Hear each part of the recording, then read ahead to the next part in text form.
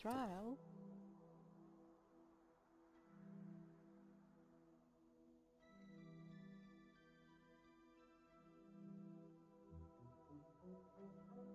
Trial.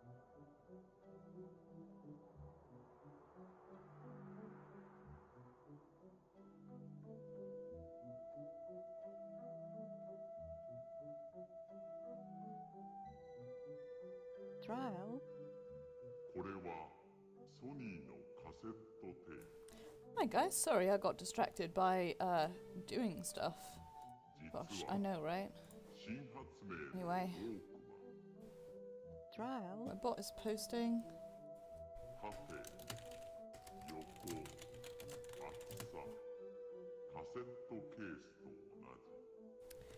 Which means that I must be live. Trial. Okay, that's just normal Discord noises. I'm gonna ignore it for now. Oops, and let me actually get to the correct tab. That's the shit that I like. Hello guys, and welcome to this week's Banner Saga stream. Indie Thursday even. I'm very sorry for missing stream last week. Trial. Honestly, I just had a pretty bad week, just in terms of like health and also work and stress and stuff like that. And so I couldn't do it. The idea of streaming was like horrendously unappealing to me. So this week we are going to have a good Banner Saga stream. Knock on wood. I'm not going to make any bad decisions. We're not going to have too many technical difficulties. It's me, so there's always going to be those technical difficulties, but hopefully we won't have too many. It won't crash, my internet won't cut out. Everything will be fine. Everything will be fine. Trial.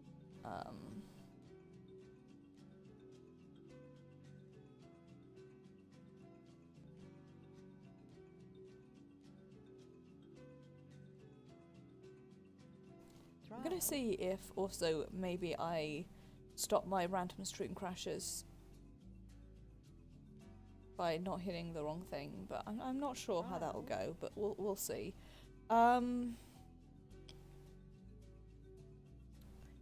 Anyway, let's get into it. I'm sorry today's going to be quite a chill stream in the sense of subdued, because I am actually just very out of it at the moment. But we're just gonna hang out. It's gonna be fun. We're just gonna, you know, we're gonna have a nice time together, and that's what matters.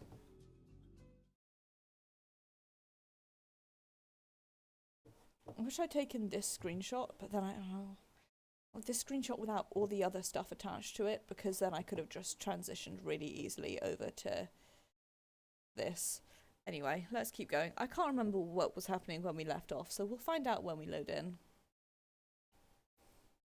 How's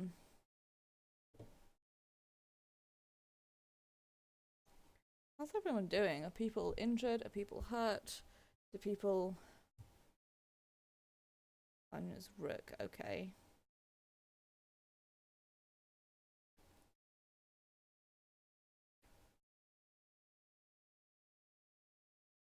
I don't have anyone who can level up, do I? No. Okay, I'm going to turn my audio slightly up as well. Oh, you know what would be really helpful is if my audio wasn't muted and you could actually hear what was going on. Right, let's just head out, shall we? I can't remember what we were doing, so... Oh, I remember. We ended stream as we almost got to the map will load and I'll remember the name of the place. We ran away from Frostvel and we were going through the Nordfelling Wastes. We left that shitty dude behind, and I think we are trying to get over to Wormtoe. Or at the very least, out of the wastes.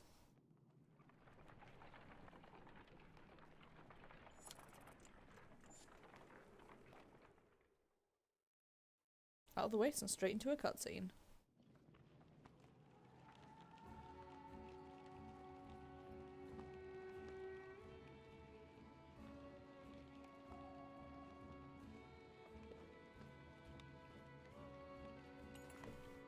You find a surprising number of people camped out at the Godstone. They've been here quite a while, ever since the sun stopped. Apparently they think that Radomir, the sun god, has come back, and they're worshipping him despite the bleak environment. They welcome the caravan while mingling, swapping stories with the others while you rest. They've almost nothing of value to trade, but their leader approaches and offers to let you join in their tribute. Bravely you give the offer a chance. When you apply the oil, your skin starts to burn like a hot brand, but you bear it. It doesn't reveal any secrets of the universe, but the worshippers are impressed by your courage and give you more oil to take. Nobody can really agree on what Radomir looked like, as fond as he was of his own isolation. He never directly contacted humanity. Most think he was a serpent that lived in the sun, and it's not uncommon to him to speak of seeing the tail of a great creature slipping through the thin clouds on a sunny day. Radomir was always one of the lucky gods, the kind who people thanked for the good weather, healthy livestock and a good harvest. Despite all that, the biggest mystery has always been how his godstone came to be found at the bottom of a dried out lake. Let me know, by the way, if I'm too loud, too quiet. The huge... Nice. Unlocked an achievement as well.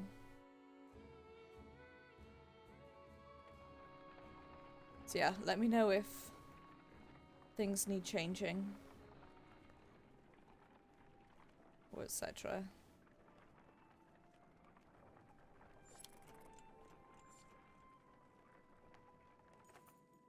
Several people have noticed black vultures circling above the caravan, taking advantage of the light snowfall. They pose no threat, but they have a visible impact on the mood of your clansmen. The next time you look back, Oddleaf is firing arrows into the air, which only tag the bugs once or twice. Get lost! No doubt down here, she shouts to nobody in particular. Let her get out some aggression. After a couple more shots, she manages to tag one of the vultures, which falls out the sky. She recovers it, laughing to herself, and comes to show you the black feathers. You know, says Oddleaf, scanning the caravan, a lot of these women, they could do this. You could tell from the look in her eyes she's excited about the idea. I think I'm going to start training them how to fight, she says. We can always use more fighters, you tell Oddleaf. If a letter's any proof, you know how to train someone with a bow. Oddleaf gives you a smile. She heads off to the women in the caravan, showing them the vulture she shot down. I'm going to make a camp after this. I'm going to camp now, actually. And rest, because I want to look at the thing that we got. And also, perhaps rather more importantly,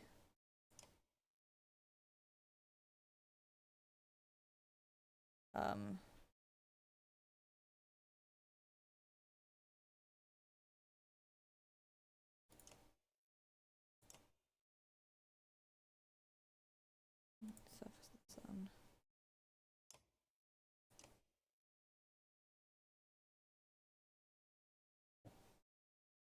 Actually, I'll give you that. And I'm going to give this to Oddleaf. Because then we've got a 4 and a 5 for these two whenever they level up.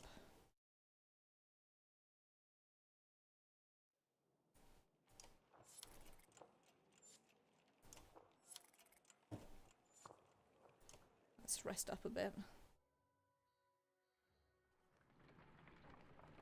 I don't want to risk not having great morale.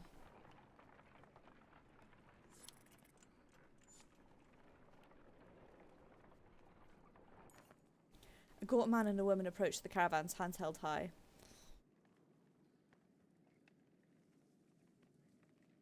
A word, friends, the man says. We are poor farmers, down on our luck. The woman hits him and says, we're outlaws, plain and simple. 10 of us and we'll help you in a fight for some food up front. What are your crimes? Misunderstandings, the man says. Mead houses are confusing. Never know when you drank your share. The woman hits him again and says, we've stolen, killed a few when we had to. Skills that might benefit you out here. Join us, but you'll be watched. The two quickly shuffle to a supply wagon as it more bandits emerge from the wilderness. They gorge themselves on salted cheese and fish, taking time to thank everyone. After eating, they politely keep to themselves. That may be a bad idea, but listen, that's just who I am this week.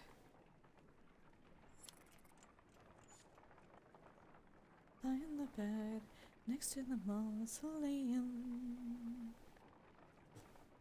I'm just nudging your bedpost. There's more clansmen than you ever expected. Accusations of stolen chickens, missing heirlooms, and concerns of indulgence of virtues and sort of thing here relentlessly. Even fighters complain of threatening to protect everyone. Try to address the major issues. Animals are now split evenly among the caravan, you say, and everyone will maintain close quarters to minimise the efforts of our fighters. Most everyone has trouble adjusting to the edicts, but overall the issues become less petty. That may have been a bad decision, but listen, I live with my mistakes.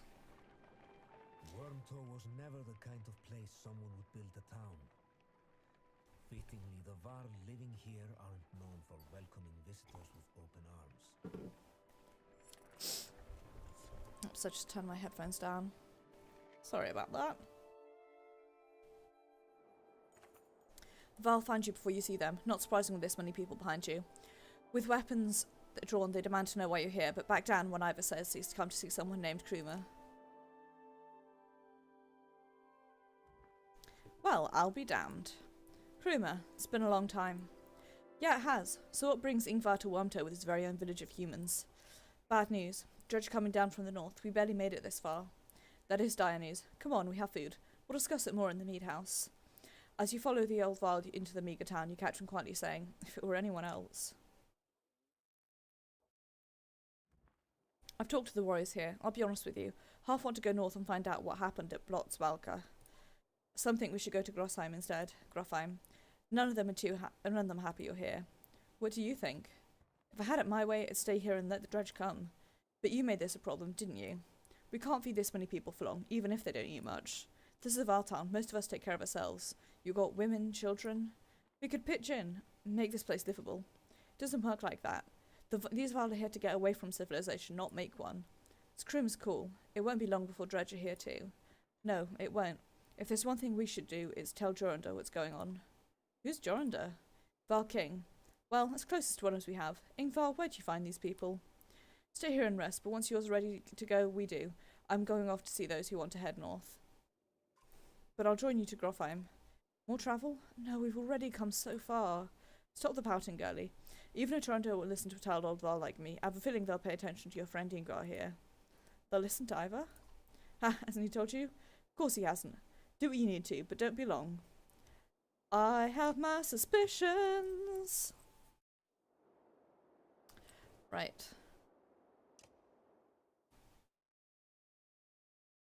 Krumer, can you spare a moment? Mostly no, but I'll try. I never had a moment to thank you for your hospitality. Consider it done then. How did you get all these Val to follow you? Respect, young one. After Second Great War, wasn't left me to do, so I started training other Val to fight. Got tired of that, made a place in Wormtow. They still come calling, even with no wars to speak of. Seems like that might be changing though, don't it? So who is Ingvar? I'm not surprised he never told you. I'm just surprised he can stand being around anyone at all. Your friend was one of us long ago. I mean, the dredge-bashing type. He was called Ingvar then. And if you want to know why he's changed his name, best ask him yourself. I'm too old to peddle and gossip. I bet you have some incredible stories. I might. Or I could be the most boring Val you ever met. Depends on how much you like killing dredge. Ask me again. Might tell you about the time we filled dead yaks with whale teeth. And why. Any wisdom on fighting dredge? Depends how much you know. They're all armour. Tap them hard enough though and it'll shatter. Line up a whole roll of slag and they'll explode on each other all the way down. You get in a big brawl, half your time is spent setting them up for it. If you see one bang his axe like a tuning fork, try to kill him quick. Sometimes the slag he's calling won't even show up. I best you leave it to your business. I suppose you should. Take care, friend of Ingvar. I have my suspicions about who he is. I don't know why I went into heroes when my guys aren't leveled up.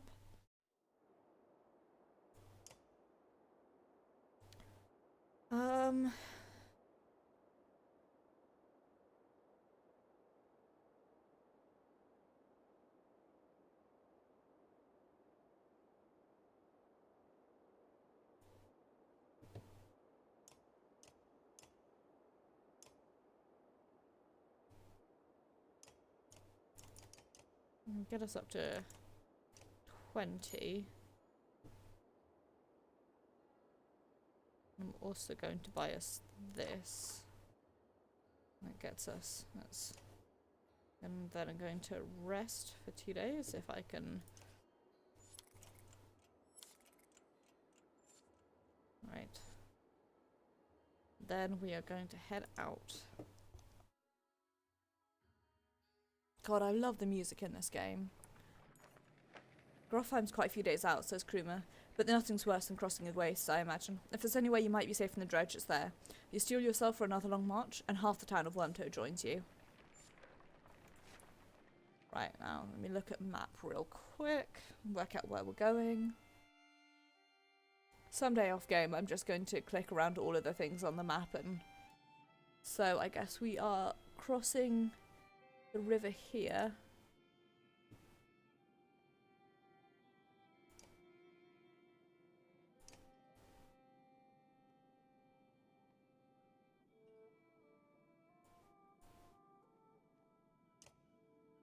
Mountains.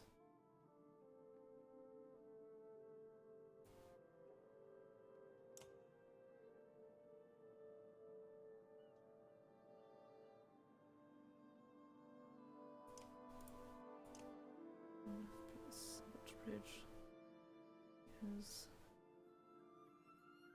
Wow. So I guess we're trying to cross here, aiming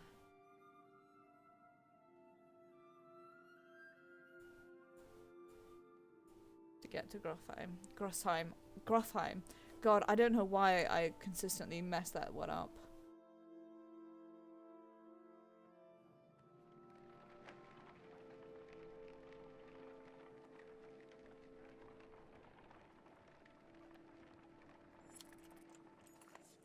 As you're nodding off to sleep, shouts of fire pull your attention to the wagon. Flames quickly consume a supply wagon in a few tents. A woman cries out, "My boy!" and points to a burning tent closest to the outlying well. Two of the giants are motionless, staring at the spreading fire with terror in their eyes. You look away from the petrified Val and rush to help others dip blankets into water barrels to combat the fire. When the flames seem under control, you're able to retrieve the coughing boy. The ashamed Val retreat further from camp while peasants count the lost supplies. What in the depths was that about? You mutter to yourself. Something about the fire, Oddleaf tells you. I've heard of this before. They don't like it. Doesn't change what happened, you think to yourself. Hi, Pixie Pix. I hope you're doing well, Pix. Congrats on being free from your job. I hope the move goes well.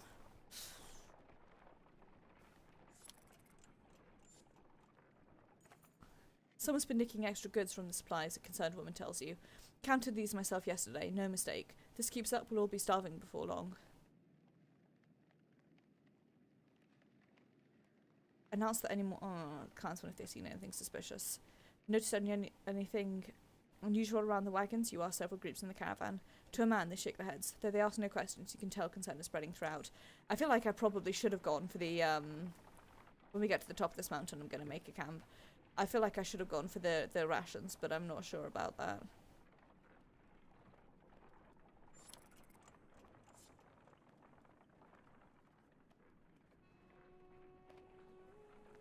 Nope, I was going to make camp there, but I guess we're going into a cutscene instead.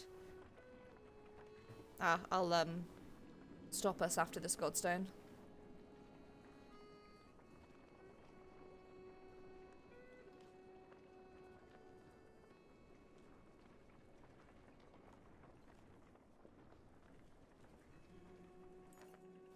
The Godstone of Marak looms into view. Upon it carved a grey ocean beast. Jagged stones jut out the snow like shark fins. It's hard to imagine the Nordfelling waste being filled with water at one time, but the Godstone stands as a reminder of the vast lake it used to look across. A blessing, shouts one of the men in your caravan, holding up what looks like a silver coin. It's a fish scale, he says, pointing out the rainbow pattern that shows in the sunlight. Soon a curious child has found another hiding in the snow, and then a third is discovered. Perhaps they'll bring us luck, you over here, and before long the caravan has become obsessed with gathering shiny sails. Cut them off after a reasonable amount of time. When you awake to find people still searching through snow and shrubs, you call it off. We can't spend another day here, you tell them. Be glad for the luck you found, and let's go before it runs out. They fret and moan, but eventually you get them back on the trail. Damn.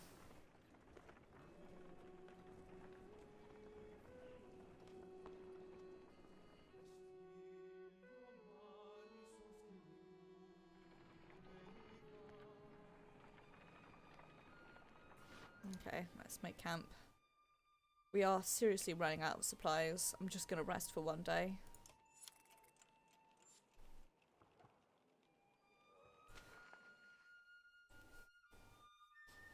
Else we are gonna need to mega resupply or possibly try and lose some people. I don't know.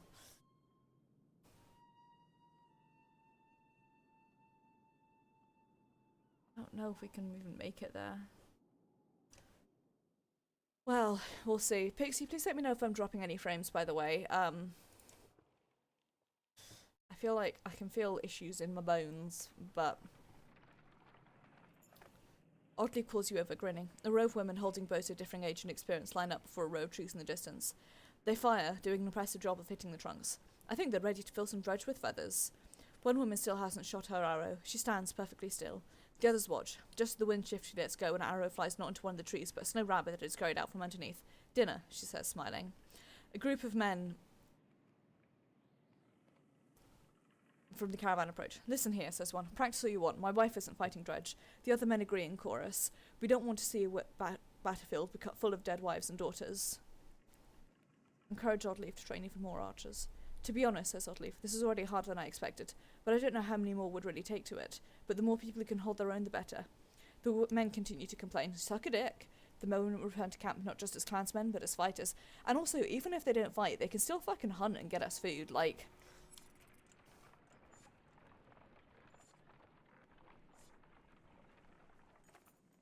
Where you walk, the words of Mother's song reach you. It's soothed, nuanced, and about your current journey. When she finishes, a man begins to tell of his own in verse. The woman quickly responds with another poem, and slows to listen to the entertaining competition. Join in with a verse of your own. The whole caravan is shocked when the first line of your poem rings out. You mimic both contestants, adding your own spin on their tales. At last you end with a joke at your own expense, and the peasants wildly applaud. That's the shit that I'm about. Being friends with people. Being friends with people even though I can rapidly feel the number of supplies we have dying. You hear a whistle on the ridge and spot a long line of fowl up ahead, heading towards you. Behind them is a swarm of dredge and a trail of bodies leading off into the distance. Get down there, barks Kruma. Oh, I guess we're getting in a fight, lads. Don't let them spread out, shouts the lead Val as you approach the battleground. Soon you almost regret finding yourself fighting alongside them, facing off a daunting number of dredge. Okay, so let's do this. And I am absolutely going into battle. Who do you think I am? A person who doesn't fight when I have the chance? Ooh, Fazzle has a... Okay, well... I'm going to swap a let in for Oddleaf on the basis that she is a bit stronger. There's the same amount of damage, and also, because we're fighting Val, she won't have to kill any humans, which I like.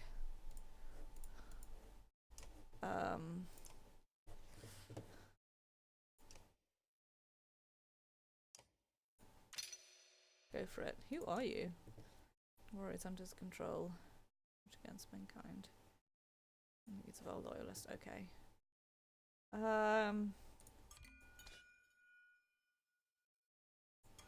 Oops. Please forgive how I briefly forgot how to play this game. Oops. There are not many Val older than Kruma, and not many have had as much experience fighting the dredge. In Wormtoe, eager fighters would regularly come to him to learn his secrets. I feel like he could be really good to put in my party to start leveling up. In fact, I'm gonna... Oh yeah. I'm gonna swap him out for Hogan. And even though he's lower leveled, I'm actually gonna put him here as my starter. Yeah, this sounds good to me. Right. Probably could have actually given him something before doing that, but whatever. Okay.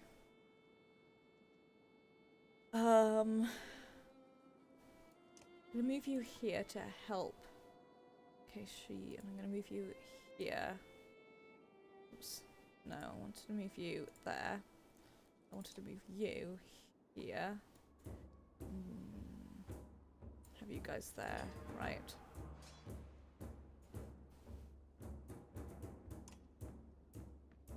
Okay. You're gonna move forward, and I'm gonna send you out this way.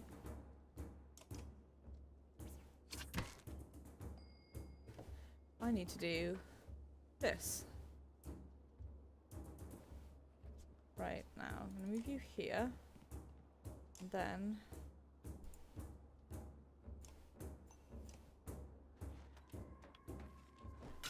start you off on the ruining his day. I'm gonna get you here. And in turn, we've got 4 people's days to ruin here. So in fact, I'm gonna send you... incorrect. I'm gonna send you here to help that.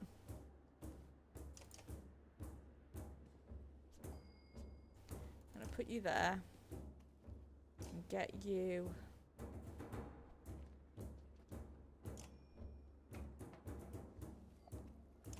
okay, well, I'm gonna get you to do that soon. I want you here. You are just gonna ruin his day real bad.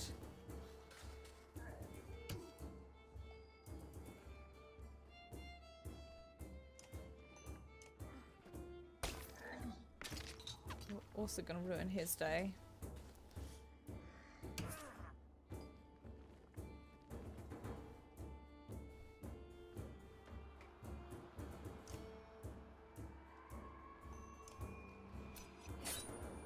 See that.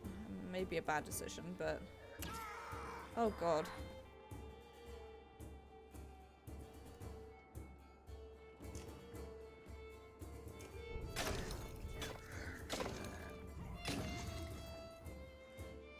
Well. We may be about to have a very bad time.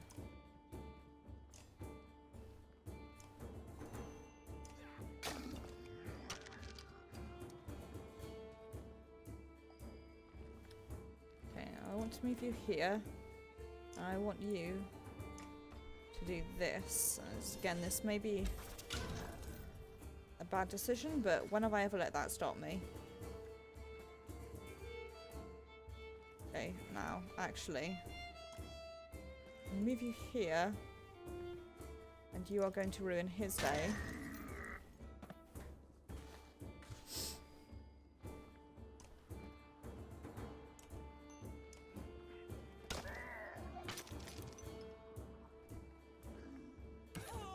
Shit. Hey, maybe don't do that.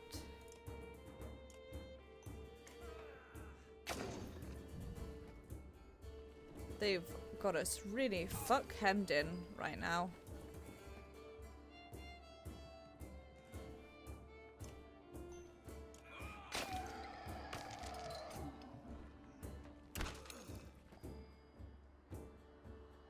Well, I want to move you back here. You're gonna do the same thing.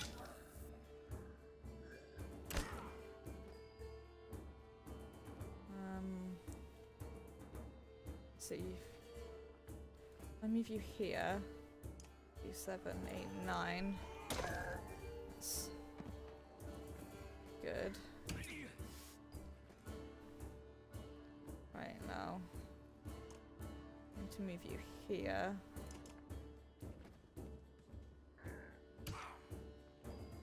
Good place for fighting now.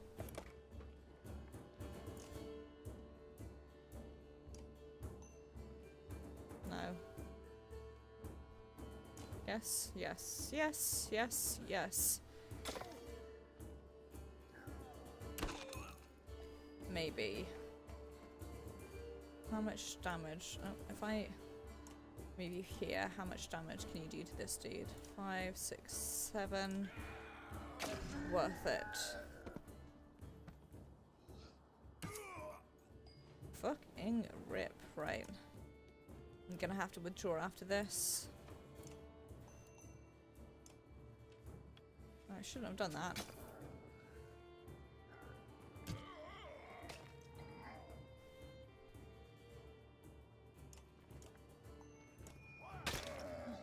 Right, now I should be taking a lot more damage. Please don't hurt me too bad.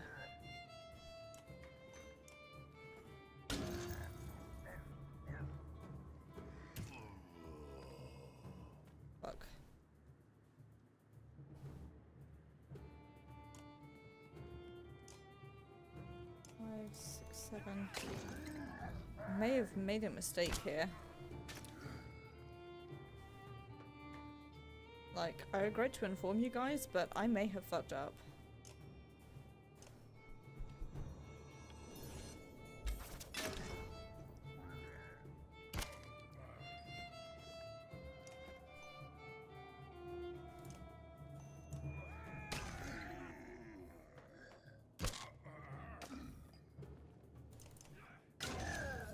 Right.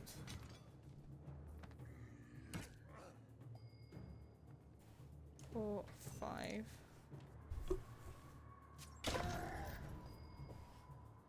Three, 4. Nice. Let me just push back.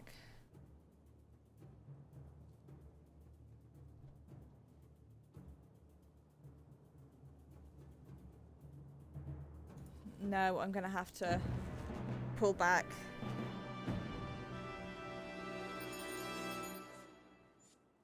We lost 2 fighters and a Val, which we probably wouldn't have lost if we'd pushed forward.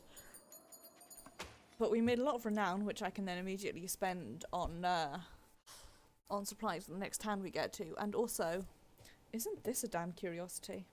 This is the second time I'm sent to find Val who's heading my direction with humans in tow. What are Dredge doing up here? Gods, does nobody know what's going around here? They leveled Grofheim to the ground. We've been losing ground for days. Jornders and Einatoft now. They sent me to gather creamer in the west from Wormtoe when we ran across this bunch of slag, and there's a lot more where they came from. So sell the vol you got, creamer. What are you even doing? Eating each other? Many went to Blotzbalker. Are you telling me Grofheim is completely gone? And Vognir's dead. Slag on our heels. The vol you sent off north are probably dead. The world's ending. Come on, this is old news. We're gathering in Einatoft. That's where we need to go right now. Wait. Fassel takes a moment to look over the caravan of men, women and children behind you. Not them. What do you mean, not them? Unless you're a king or a mender, humans don't step foot in Einatoft. Now isn't the time for this discussion. Damn it, Fassel, who cares about that? What in the depths happened at Grofheim? Before Fassel can reply, a low rumble grabs your attention, growing louder by the moment. Oh shit. Even though it's beyond sight, all eyes turn in Grofheim's direction as the rumbling becomes deafening, transforming quickly into cracking and splintering. It's coming closer. Go, shouts Fasselt, taking off towards Einatoft. Don't stop until you reach Hadrborg. I can't even check the map to see what's happening. Oh, shit. What the fuck?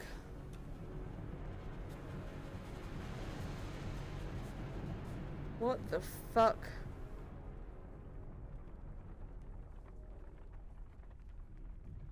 What the fuck?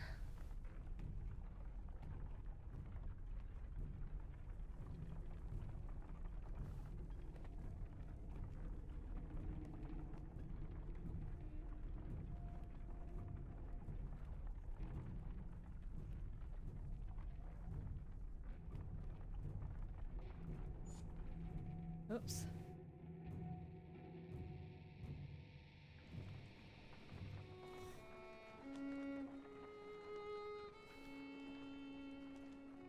Oh, hi.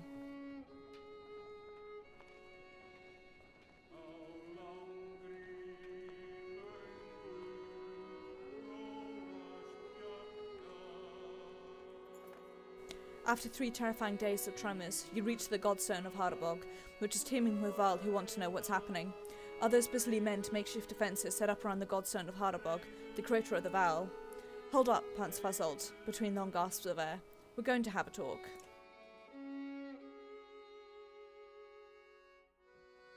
You're still standing. Well, most of you. Rest up, then move on. A mountain just sank into the earth and something is out there. You're just going to send us away? I don't know who you are, but you're not going to Einatoft. There's a couple of hundred Val who will back that up. Where are we supposed to go? Back the way we came?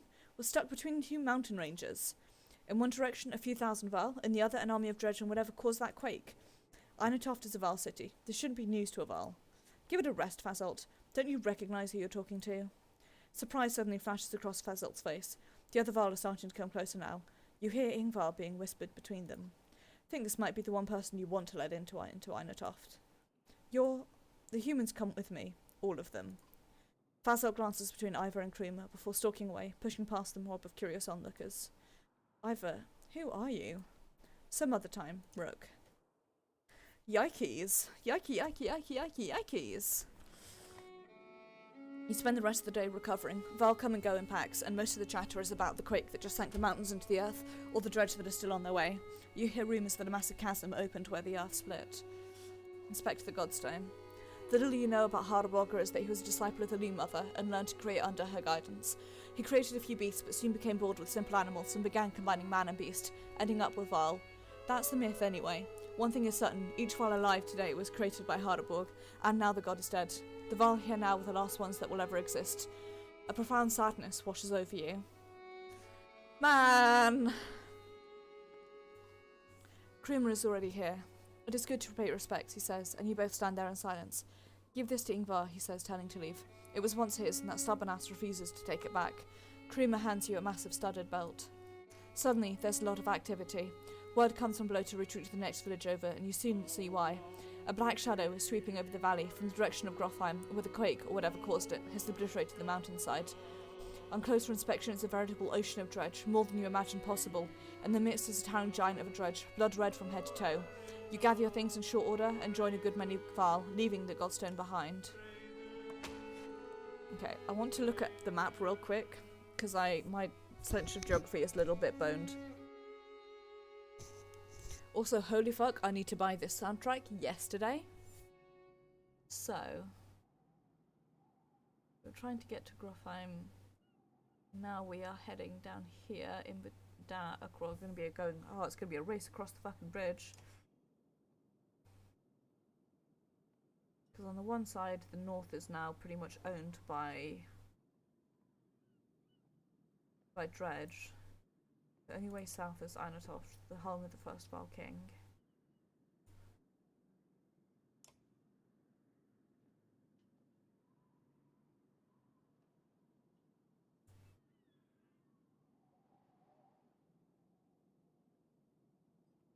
God only knows where we'll be going. On here, maybe?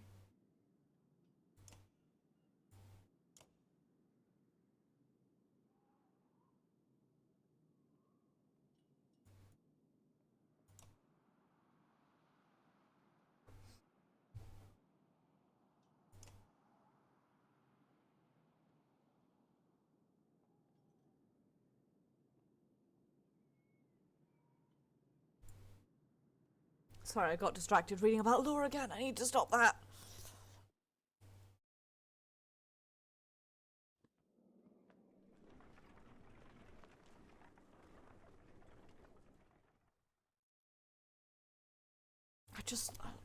I'm love. Right.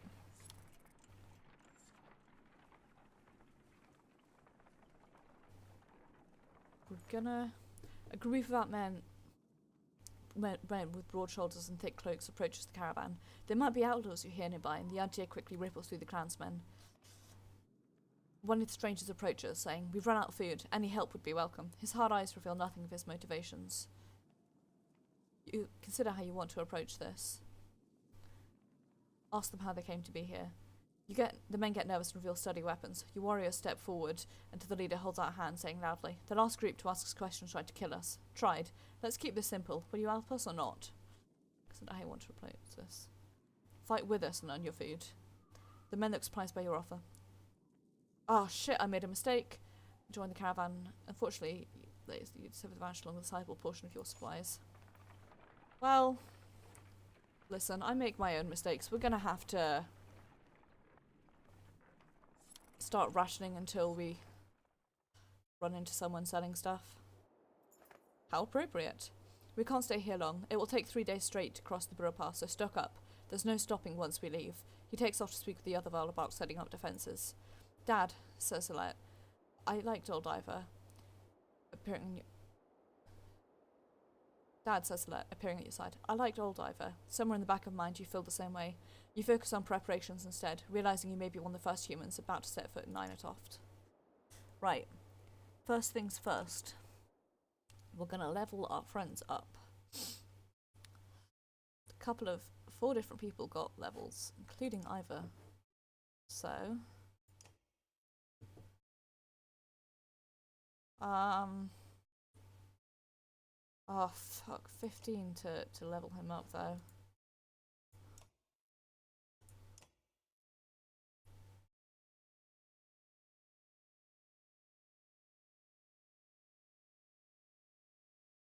But I'll be able to equip him with something better.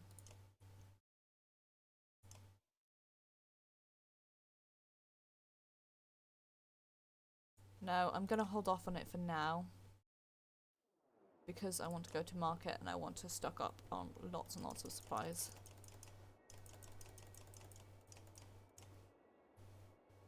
Right. A lot better now. Now I will spend the rest of my renown leveling him up.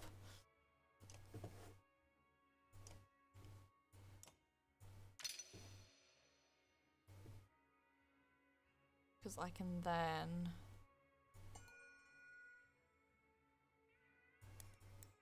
work on that. And I can give him this.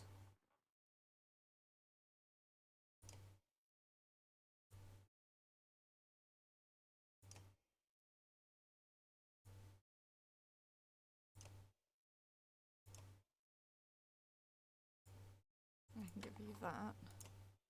Which should help a little bit, maybe.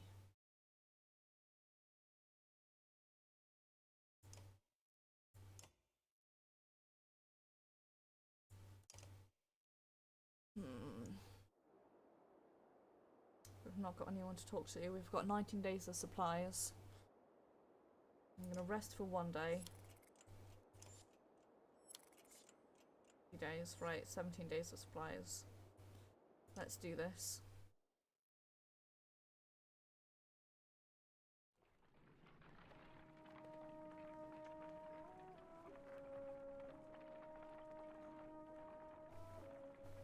We approach a city that only Varl have seen and cross a bridge that only Varl could build.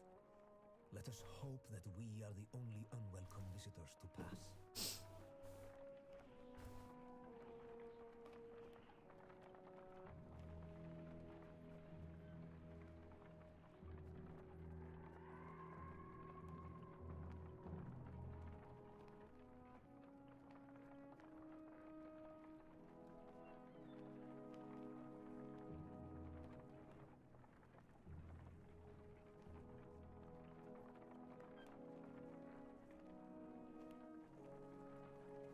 God, I love the sense of scale in this game.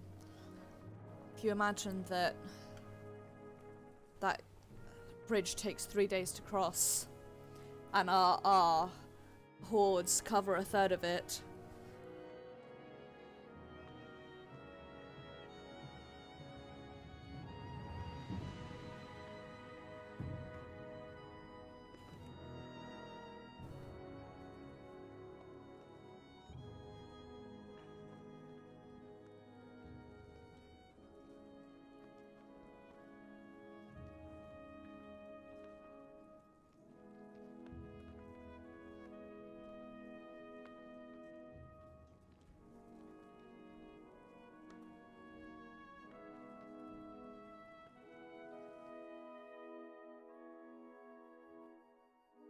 Sorry, I turned the music up there because it's so beautiful. I got really genuine shivers.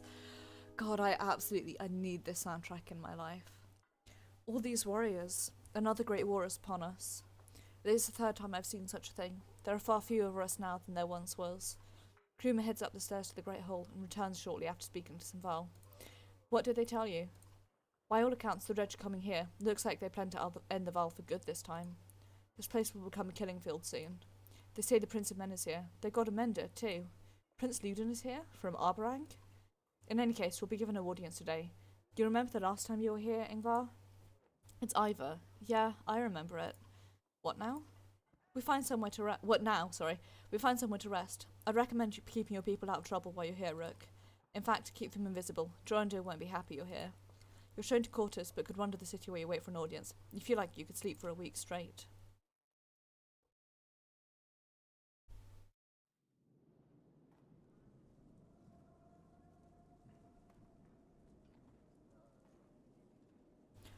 Well, we can't afford anything, and we can't equip anything, so let's have a sleep. As you settle in, you receive word to come to the Great Hall the next morning. I suggest not speaking unless addressed, and even then, keep it short. In your dreams that night, you see Val Kings fighting with Dredgelord. An ominous feeling lingers as you prepare to enter the Great Hall. I'm doing as he says, not speaking until we're spoken to, and I'm keeping it short. Enough, Avon. The bridge stands. Find some other way. Greetings from Wormtoe, Jorunda. I brought an ally. Who are these people? We don't have time for games. Wait, I know you.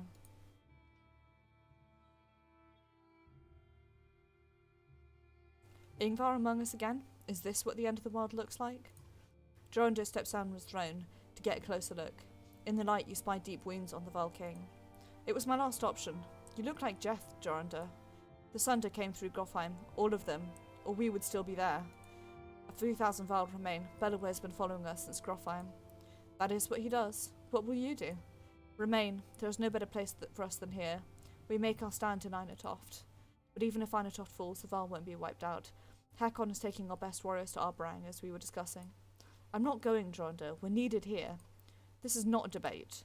A messenger burst through the doors, cutting the tension. He says the Stonesinger has been cutting a path across the bridge. Gods, can we not have a moment's respite? They should not be here already. A Stonesinger is with them? Let me bring down the bridge. As I said, it will buy us... I said the bridge stands, Mender. I say it again to you and the Prince of Men and the whole Mender Council were they here. I will not say it again. Hakon, you go to Arbrang. Avond, do not even touch that bridge. Am I understood? You are. Then I'll confront the singer myself. Nobody tries to stop Avond, but many follow as he leaves the Great Hall.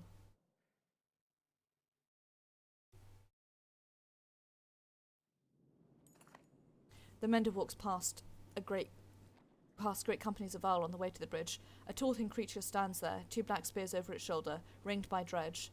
The Val are backed away in fear. Avon stands before the stilt-legged figure. Suddenly Ivor is beside you. What is that thing? A Stonesinger, mutters Ivor. As close as the Dredge come to Menders of their own. I've only seen one before. It didn't go well. Can Avon win this? I don't know. We'll think we'll find out. We should help him. You expect Ivor to refuse, but instead he locks eyes with you. Listen to me, Rook, he says. You will probably die here, and so will everyone else who steps on that bridge. Look at your daughter. Are you prepared for that? You're not doing this alone. I won't stop you, says Ivor. Fight like it's your last. You're not sure what to expect, but you draw your axe and soon find yourself standing behind Avond on the bridge, wondering if you made the right decision. I'm 100% certain I didn't, but I'm also 100% certain that Menders are very important, and that us leaving him to die is a bad old time. Also, if we win, which knock on wood we will, and I'm actually going to be careful, which I'm normally not, then, although before we do this, I am going to make sure that I'm on easy good. If we win, I feel like it could really get us a lot of kudos with the Val.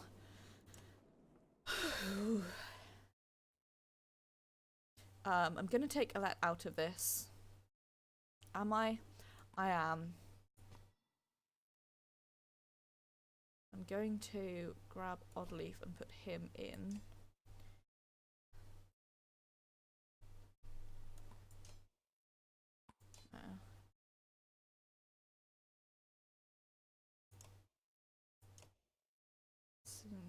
Gone away from poor fella, although he's never told you much about the exact reasons why.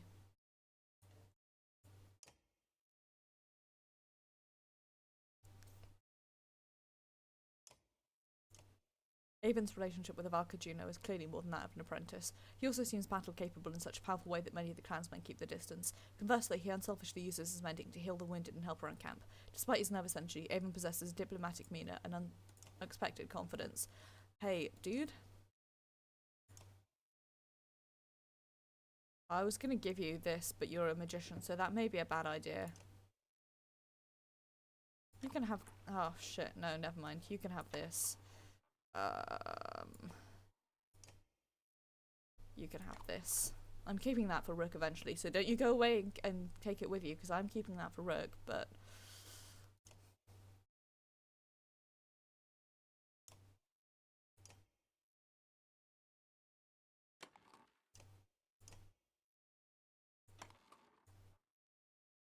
think these are my strongest guys. Oh, Fazalt is much stronger. Okay. Sorry, Echo. I'm giving Fazalt. Oof, pardon me. Sorry for sneezing directly into the mic there.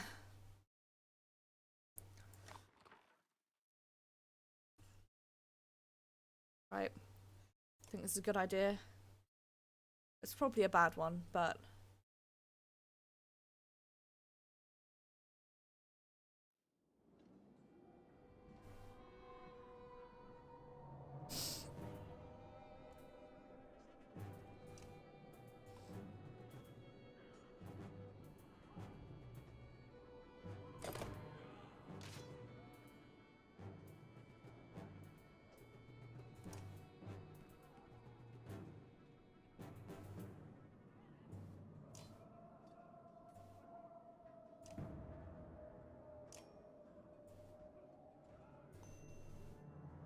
how much?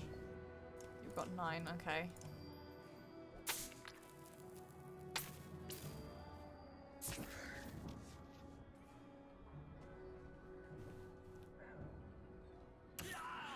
Shit. Fuck shit, right.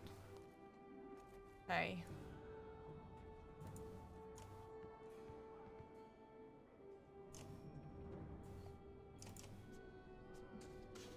Now I know. Oh no, Pixie, you should do that thing. That thing is good for you.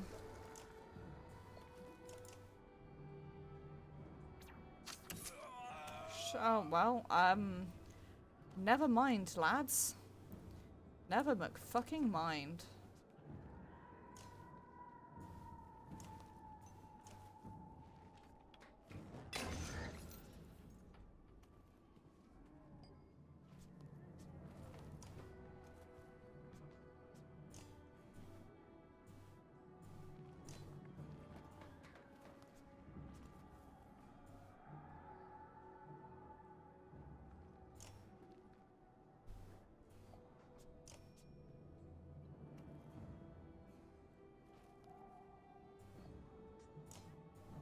Okay, I'm gonna do this.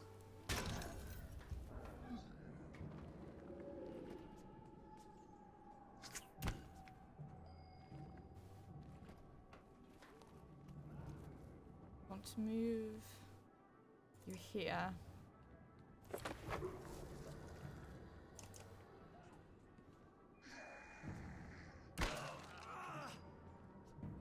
Hey, that could have been a lot worse. I'm gonna help my flanking my enemies.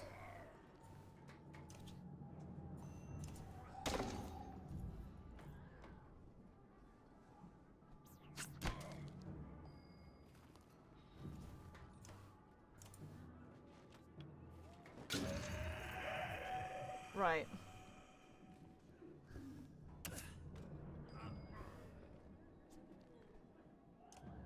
Now there's the really big bad out of the way. Nice.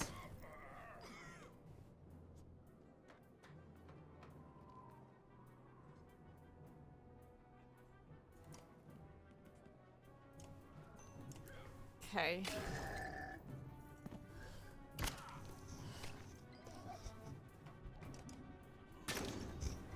I've only got the one guy left.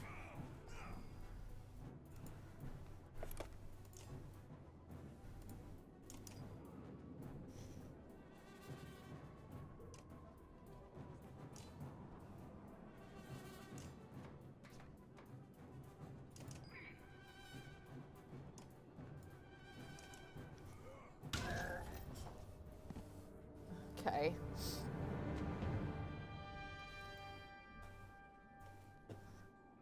Nice. Okay, Mogan is ready for promotion. Creamer.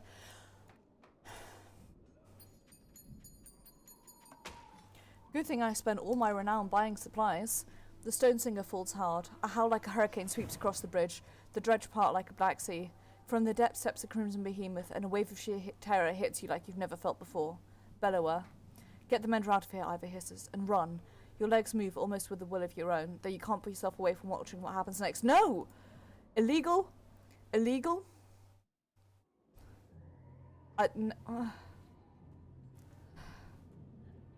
Oh. God, what was I thinking?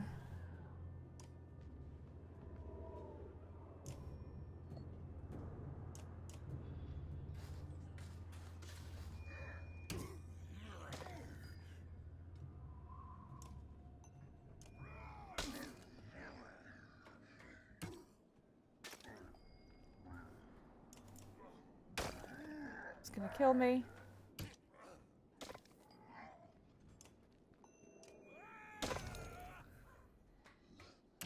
Yep.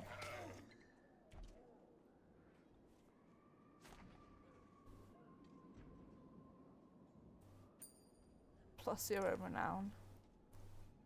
Ivor writhes in agony, his arm torn clean off by the bellower's onslaught. The Sunder raises his weapon for the killing blow. Sunder, face me, screams an uncertain Avon, stepping back onto the bridge, raising his staff high.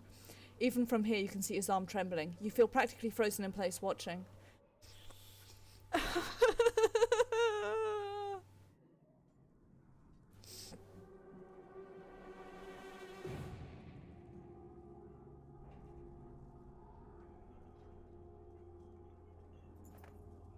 Avon recoils in terror from the massive serpent that has appeared in the distance, and even Bellower backs away.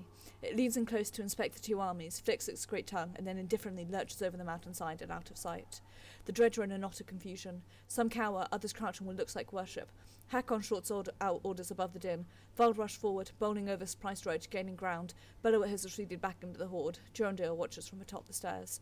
Hurry, says Avon, pulling at your arm, snapping you out of the moment. You rush to Ivor, laying on the ground amidst the fighting, still breathing despite a missing arm, and drag him back into the city.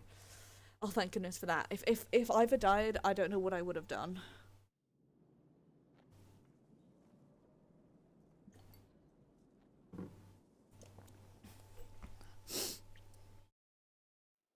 Can you save?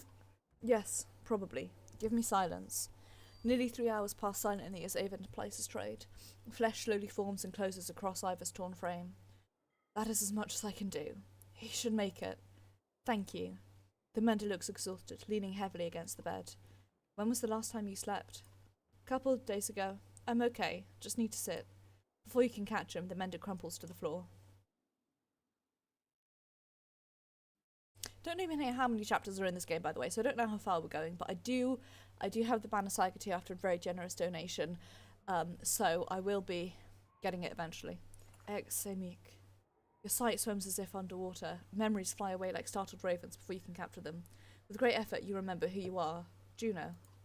You also realise that a monumental serpent is speaking to you now. Your last certainty was that you died some time ago, and that it is about to happen again.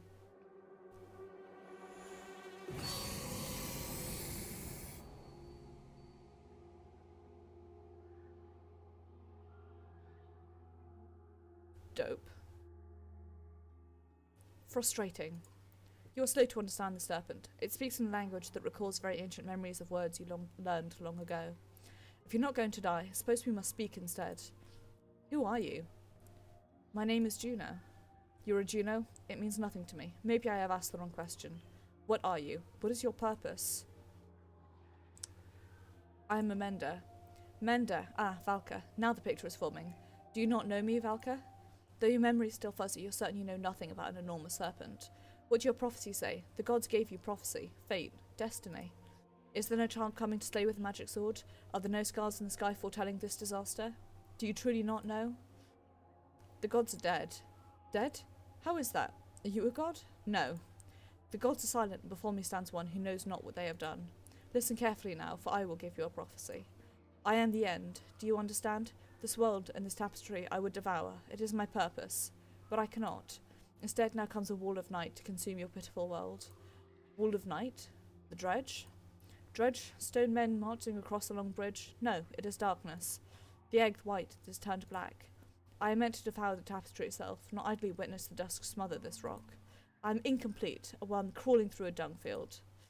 Because of you. Who are you to take my destiny? What are you? Return what is mine.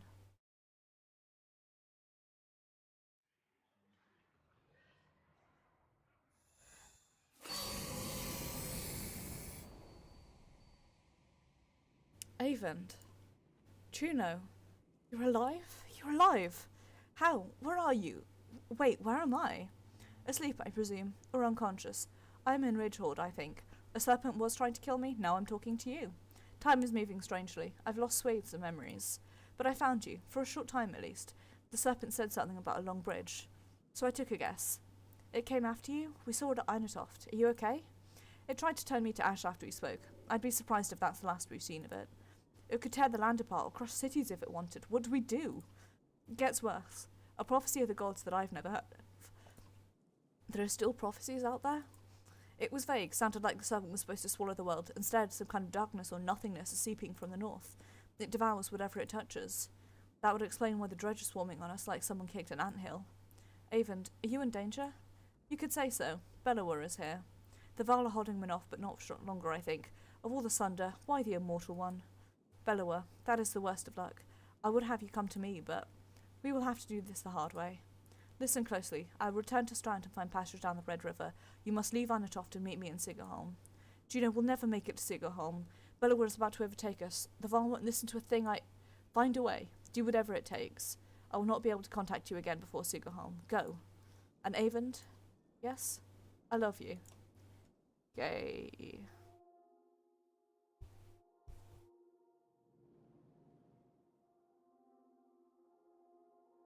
He spent a lot of time next to him since he passed out. Just keeping an eye on him. It's not like that, Dad. He saved Ivor. He might save the rest of us. Can you hear us? He just moved. How long was I... You were out for a couple of days. How do you feel?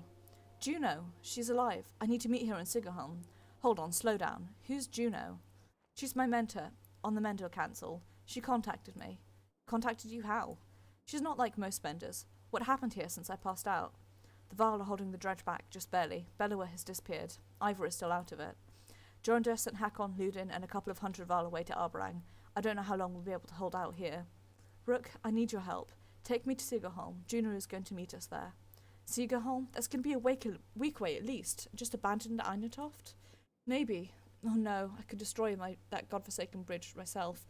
That would delay the immediate threat, but Jorundur would never agree to it. I need to understand a few things, Avent. Why won't the Val King destroy the bridge? I can't completely understand it myself. The last time I mentioned it, he made his mind very clear. He'd let the city and the rest of the world fall before that damn bridge.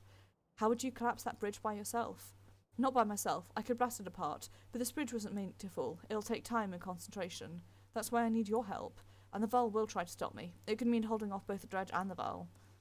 What do we do about Bellower? I can't stop him, but I believe Juno can. That's why we need to go. We could just leave. And let the Val die to give us a head start? It's not my first choice. I've done everything I can on my own. What's going on around here? That serpent? Bellower? Look, I know things are... It's a long story. How well do you know history? We're from a very small town in the woods. I'll keep it short. You know how men and Val were made. The Lu Mother, the other gods. In the First Great War, the armies of men and Val hated each other. They fought bitterly for land and dominance. Then one of the gods created the dredge, and they were such a threat that unless men and Val set aside their differences, they threatened to wipe out both races. So they did. The end of the war pushed the dredge into the north and formed an alliance that has held ever since. The Second Great War began generations later. The dredge rallied their forces, defeated the Val who watched the borders, and laid waste to unsuspecting settlements throughout the world. They were led by Sunder, powerful dredge warlords and weavers like Bellower. He was there in the Second Great War. Humanity was on the brink of extinction when the inner circle of Menders went forth and finally sent the Sunder and dredge deep underground. For the most part, the dredge haven't tried to return since. Well, until now. The Menders were called Valka. Juno wasn't there herself, but she's from their bloodline. So another great war has begun? If I didn't think the world was ending, it would be incredible. Ancient history is playing out before us. What about the serpent? That's another story. There's nothing in the Menders libraries about that thing. It must have something to do with the dredge returning. That seems likely. I need time to think about this. I understand. Be quick, Rook. There has to be some way to... I can't believe the Val would be so stubborn. Speak to Jorundur yourself. He's in the Great Hall. Maybe you'll have more luck. Or maybe he'll put your head on a spike. Rook, I hate to put all this on your shoulders, but I've got few friends here. Come to a decision quickly. Either way, we can't stay. We have to make it to Sigerholm. Juno will know what to do. My personal vote is to not destroy the bridge, but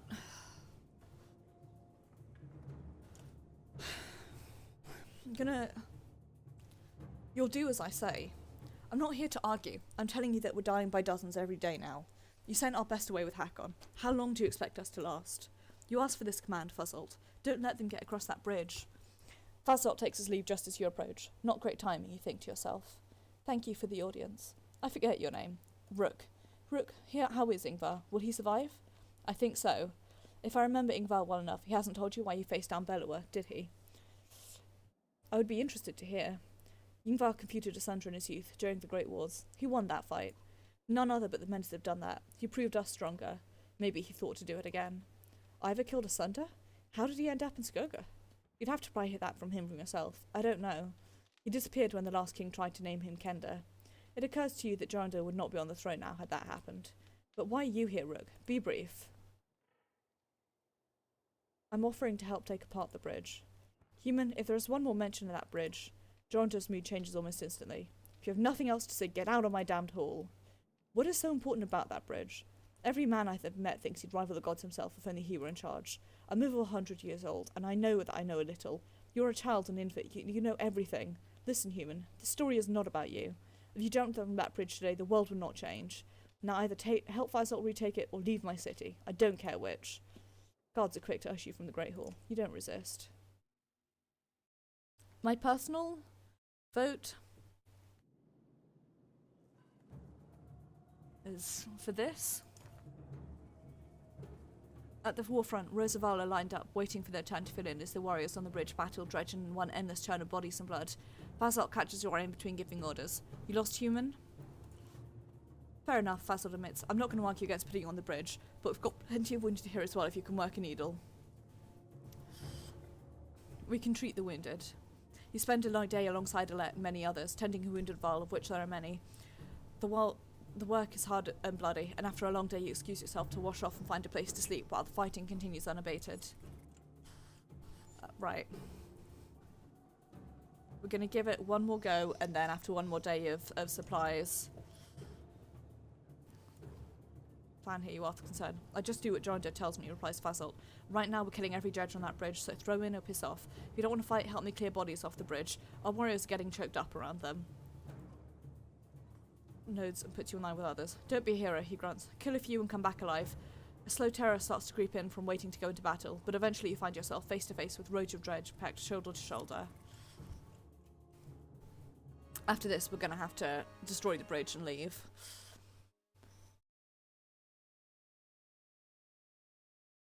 I'm unhappy that we don't have either. Even I'm moving you to the end there. I'll leave and let hang out for a second. I'm gonna grab Fazalt, who's gonna be my starter creamer. On F. I'll grab you, Oddleaf.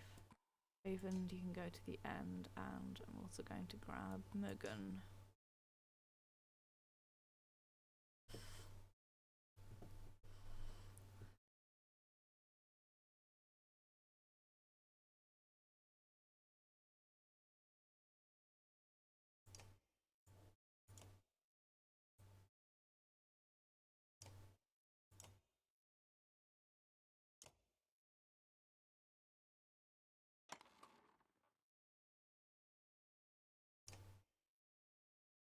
I'm sorry, Egil, I don't have anything to give you. Let's do our best.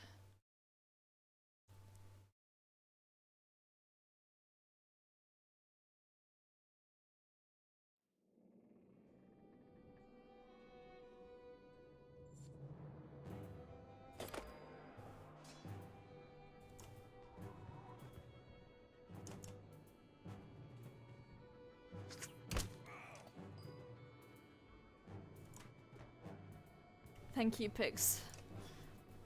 I'm a little bit scared, and by a little bit I mean very, but we'll try our fucking hardest.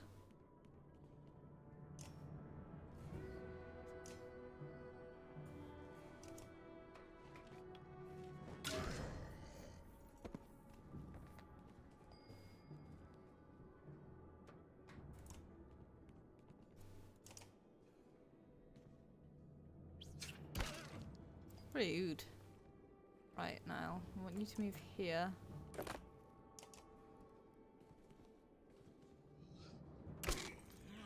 Fight zone. Now.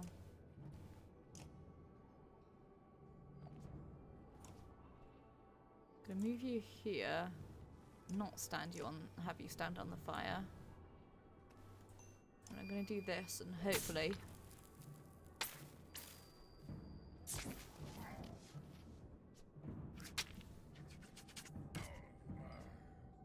now. Nice.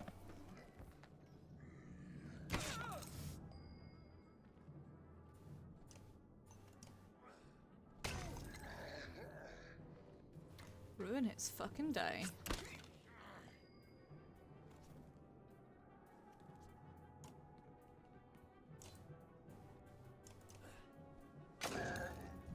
Nice going, lads.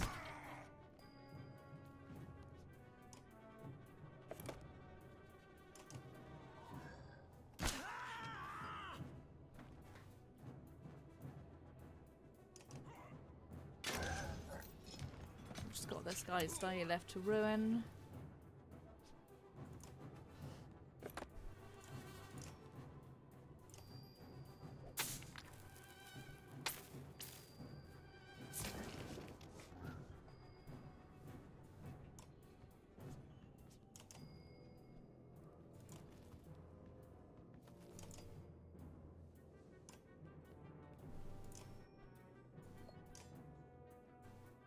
Ah, he's just out of my attack range, bugger.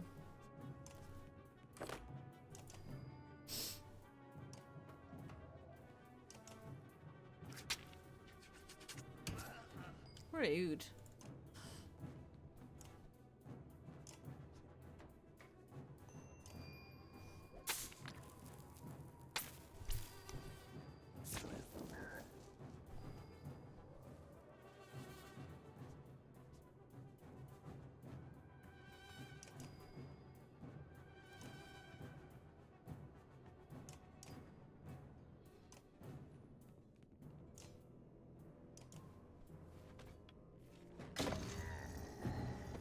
There we go.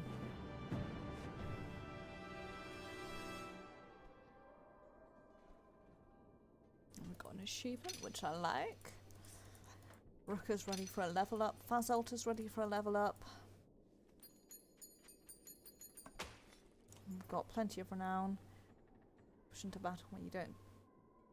Push into battle when you don't dare risk it anymore. Come back tomorrow if you're looking for more, says Fazol. You sleep poorly. Avon's suggestion to collapse the bridge, repeating in your mind. Yeah, no, we're gonna have to.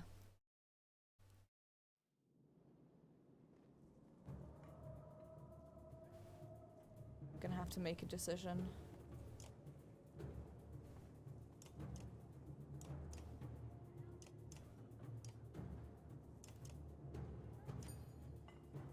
Buying 2 weeks worth of supplies.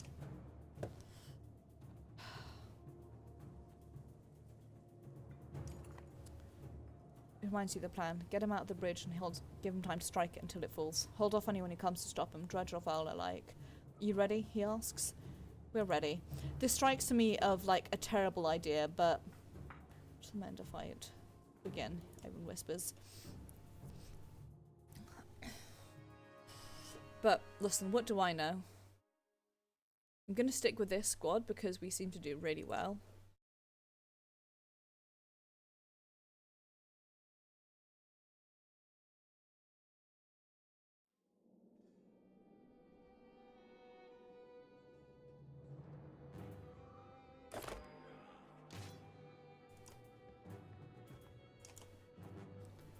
That may all change now, but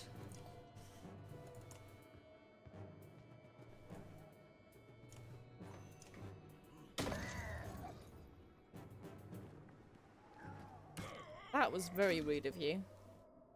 I'll have you know, I'm not about that life.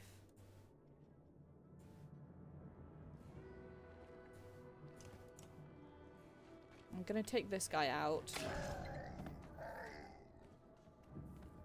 Shit.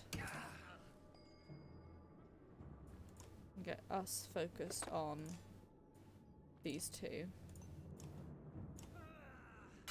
I hit the wrong button like a fool.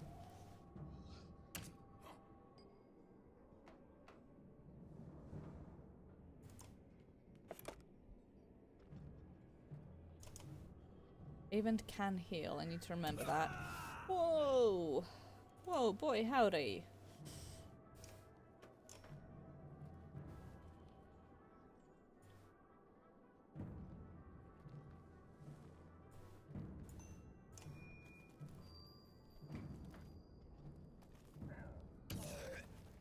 I may have fucked up, but listen, it's fine.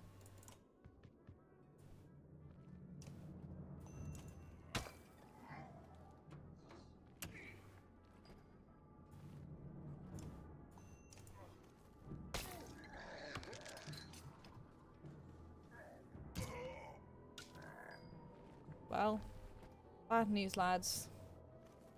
I fucked up.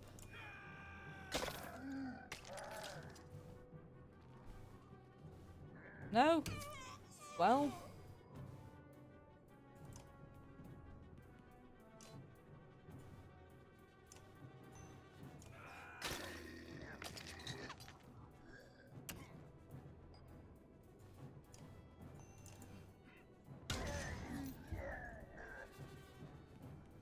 We made a mistake.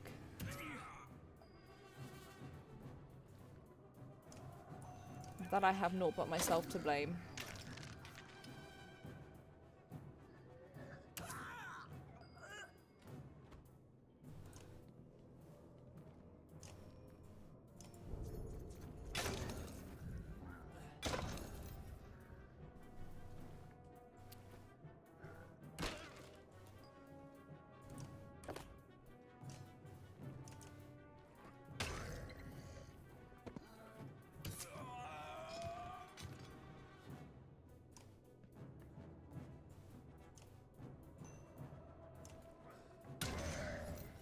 I've solidly made a mistake.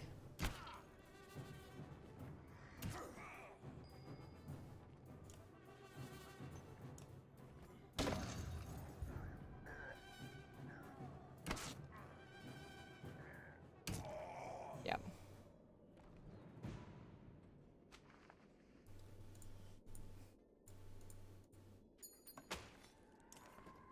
The dredge on the bed are vicious, bloodlust in their eyes. They overpower you. The Val are able to pull you away before anyone is slain, though you would consider yourself lucky. We can't do that, utters Avon, and your options shrink. I think we're gonna have to just leave.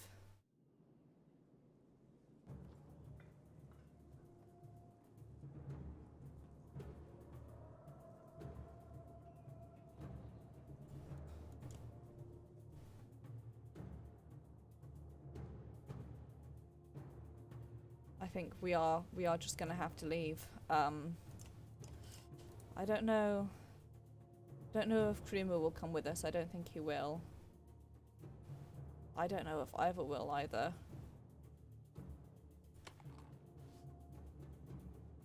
Hogan and Mogan probably will. Fazolt, I don't think he will.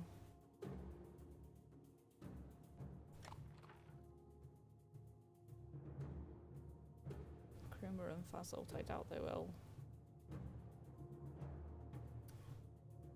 Oh, I hope Ivor does.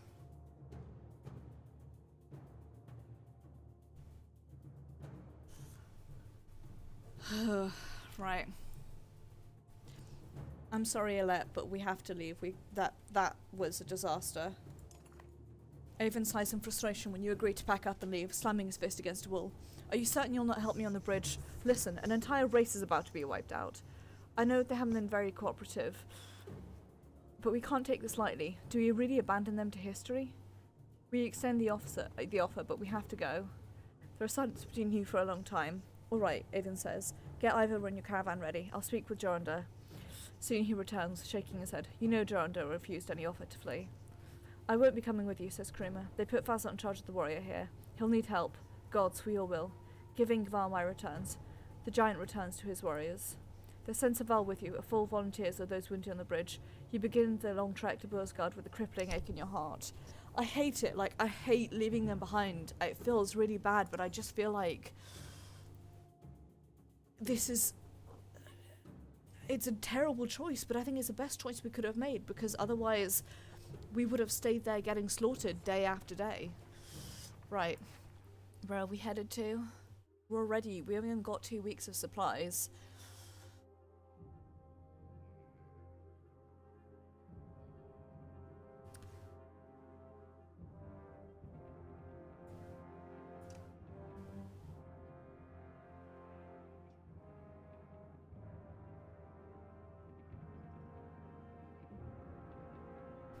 Down to Sigerholm, mate. Yes, down to Sigerholm.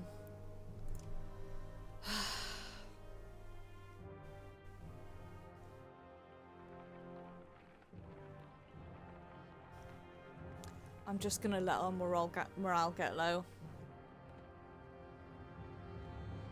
I have no choice. We need to batten down the hatches.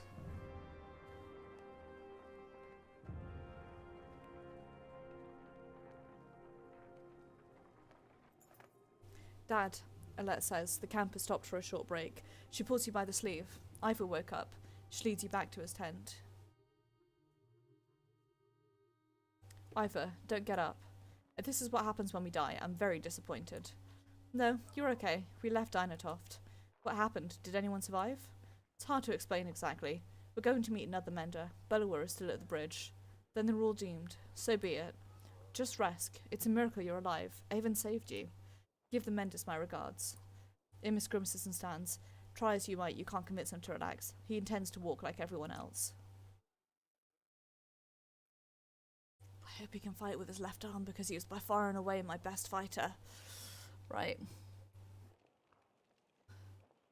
I'm sorry, friends. We can't rest. We have to head out.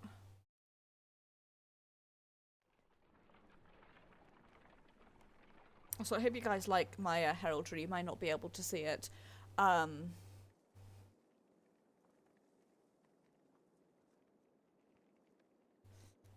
It's as close as I could get to a 3 of swords. The sounds of a skirmish alert you to a Val surrounded by half a dozen armed fighters. One man spots you and shouts, "Leave us to our business. This Val killed my father without reason." The Val is about to respond when a man attacks. The giant swats the blade aside and silently watches for the next assault. Let us hear what he has to say. The Val shrugs as if unconcerned, saying, "This one's father and I had a business deal. He lied. Now he's dead." "Lie?" shouts the man. "You murdered him over a lie, you coward." The men wildly attack Val, who deflects them well enough, but you're uncertain of how long he can keep it up. Let them settle their own dispute. You quickly decide this minor scuffle between man and Val is not worth the caravan's precious time, and none of your business besides. Your warriors return with you, some more reluctantly than others. Probably a bad decision, but what do I care? I've got a town to get to.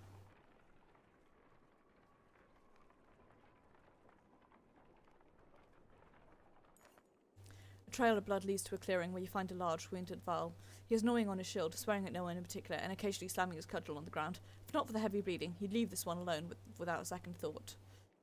We can help if you want it. In a heartbeat, the Val is swinging a massive weapon. You jump clear as the cudgel smashes through the trunk of a tree. Your party scatters to avoid the falling timber. Once you recover, the Val is long gone, leaving only another trail of blood, which you decide against following this time. Yeah, I could have left him food and supplies, but honestly, I'm not risking it. It appears that a large figure is following from the direction of Einatoft. Arlif watches intently before finally saying, "They have a cart, I can hear it." You slow to get a better view and spy a small caravan of Val. Eventually, they catch up.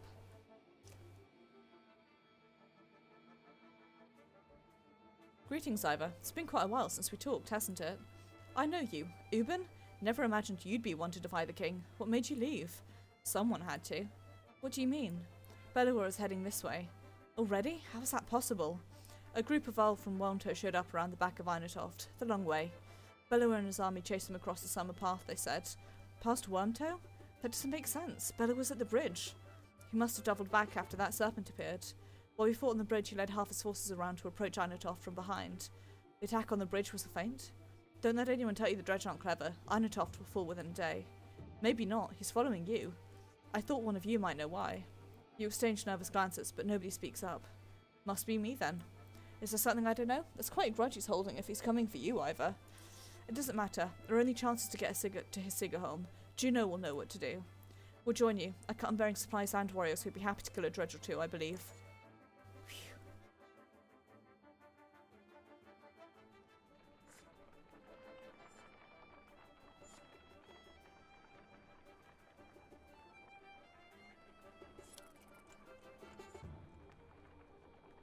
Whereabouts are we? If we're about halfway there, then I'll go ahead and make camp, but...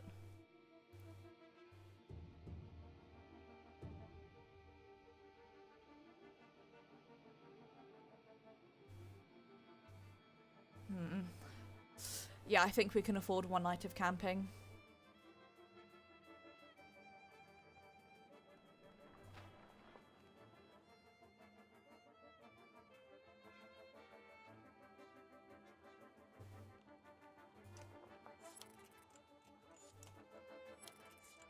Right. 2 nights. That's all. The caravan stops at a split in the road.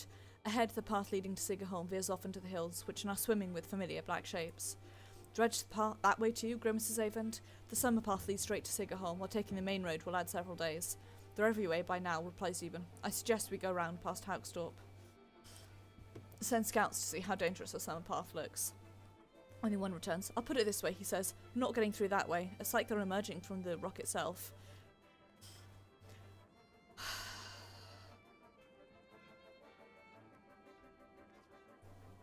I hate to say it, you tell Avent, but I'm not willing to walk into Swans of Dredge anymore. Juno will have to wait. You turn toward the long round around. You turn towards the long road around Haukstorp instead, hoping you save lives in the process. Getting renown. You know what renown means? Supplies.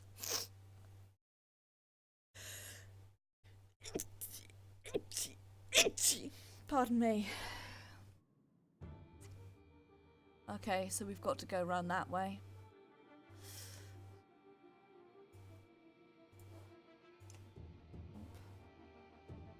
City growing, let's start with the high pass.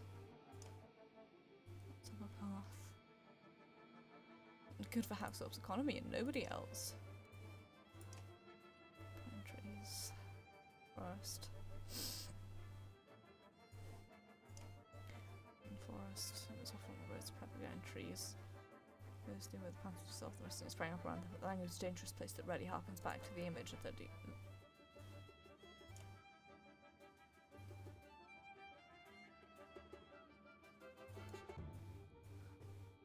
keep getting distracted by reading the lore and then forgetting to like speak as I do the reads. I feel like I've made a horrible mistake, but see, if it took us 3 days, 6 days to a week, we could be safer though. Up ahead, a scout shouts. Some giant hall, but it's empty. You approach the structures but recognise none of the markings. The walls seem unsteady at best. Finally, sleeping beneath a roof you overhear, several families begin unpacking. Look for clues. Whoever left here may have had good reason, you tell the caravan, but after tying a few hours of searching clues you have no answers. The frustration and the wasted time is apparent on the clansmen's faces. What? I'm doing a portion of the massive reef. It's how the rebels too. Well... shit.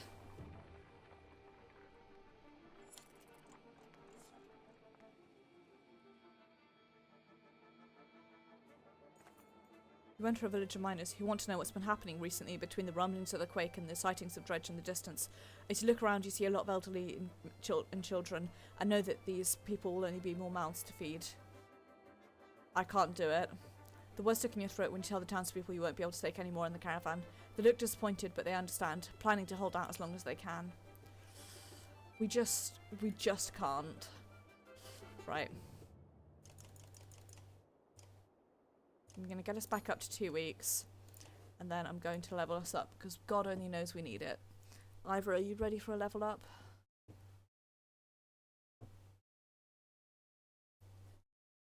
You are.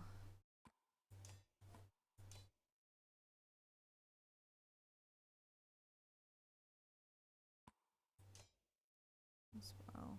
Remove your protected. Right. Either if I'll level you up, I can give you the Shepersky stone.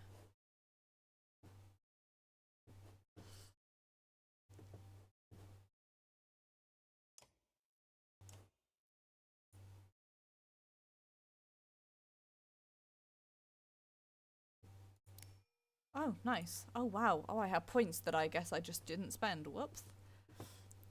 Right. What's that?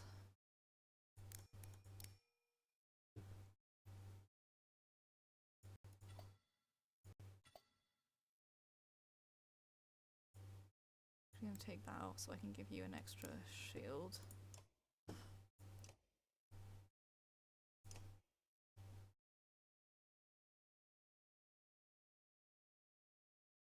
Next, I'm going to promote you, Rook. Yes.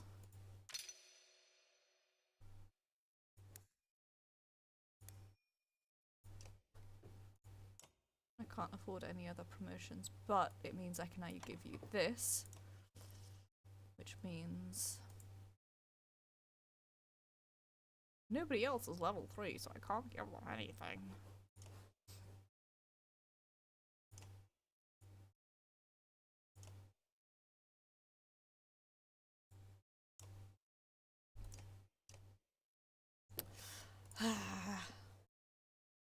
Right.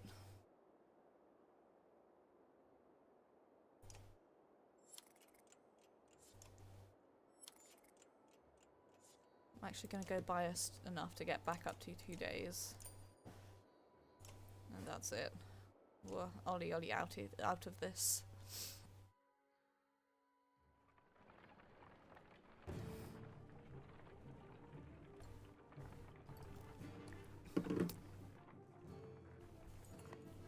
Look at that, shouts one of your clansmen. The caravan stops to watch Dredge pulling into the village. You just passed through. I hope anyone who stayed behind got out alive, says Alette, but you have your doubts. They're coming, says Ivor, pointing out a line of Dredge leaving the village and marching towards you. As you watch, the Dredge in front falls over, then the one behind it as well. You hear a twang to your left. Need, the archery student of Oddleif's, you recall deftly shooting a snow rabbit, is firing arrows. Down the hill, another Dredge topples. That's incredible, says Oddleif, squinting, but we should get out of here. Odd's right, let's go. Why don't you come with us the next time you want to try out that boat, you tell Nid. He nods, a smile on her face. I'm glad we managed to recruit another fighter to our team, even though God knows we don't need another fucking archer. I need more fighters, I need some tanks, and I need somebody who can actually heal people. Harsh words from one mother to another draws the attention of the caravan. My daughter marries Ragni or no one. That reed-thin tramp you call a daughter won't provide sons. The insulted mother bares her teeth, ready to attack. Explain yourselves. Ragni chooses my daughter on his own, the insulted mother says, but this one thinks I have something to do with it. Launching forward, the first woman flails loudly, shouting, Liar! The women are separated and eventually calm down, but you worry that this is far from over.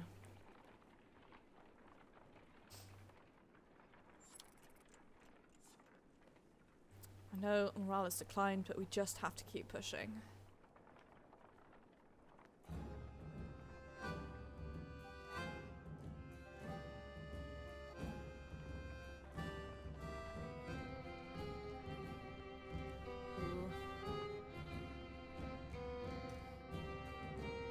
This is very cool.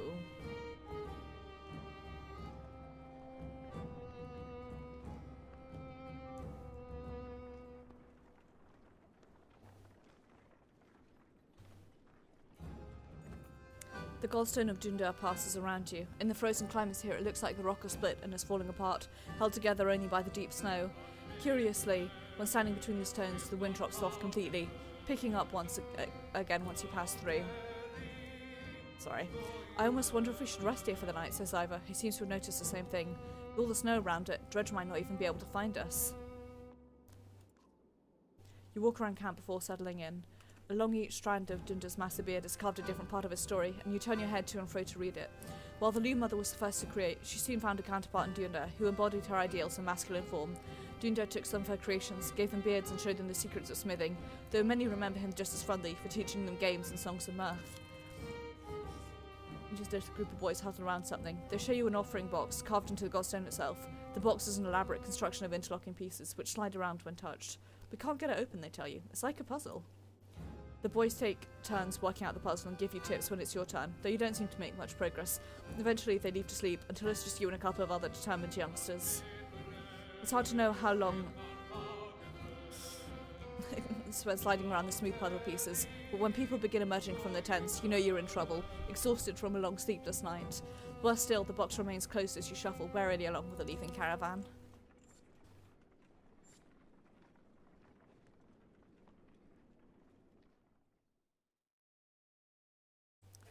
Have a look at the map. See whereabouts. We're getting close to halfway. Thank goodness for that. I don't have too much morale, but I might still be able to buy some supplies.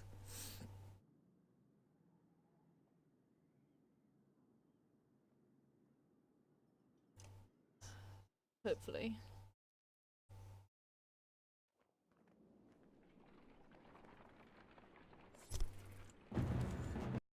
Oops, sorry that the You notice most of the Val pacing while others sleep. Their brief conversations with each other and other clansmen grow shorter and sharper. Go away, roars one Val at a young girl, asking him too many questions. All the clansmen stop and stare. Break the tension by making a joke. I think you just ruined her dream of marrying a Val boy, you say, timing your smile just right. The giant grins and throws back his head with booming laughter. Other Val join in the mirth and the caravan feels a bit uplifted for it. The giant explains, we live in the north for its space, endless miles of snow, ice, mountains, fields, space to be alone, but here there is no time for such things. Understanding slowly trickles through the caravan, relieving some of the tension. Hey, at least I upped the morale by making people laugh. Sometimes that's all you can do.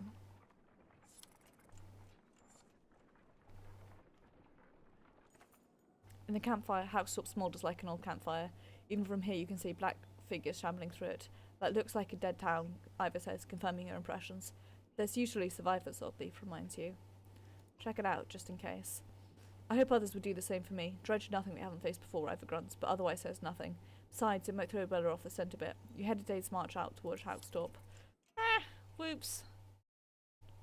We're gonna cut it really close. See if you step foot in a small town, you think you made a mistake. It's thoroughly littered with corpses. Within moments, the dredge are upon you as though you start up an angry hornet's nest.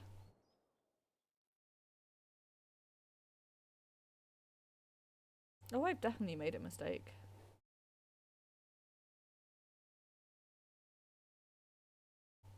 Yeah, I'm sorry, but I can't risk it with you just yet. I've got 3 archers when I need more tanks.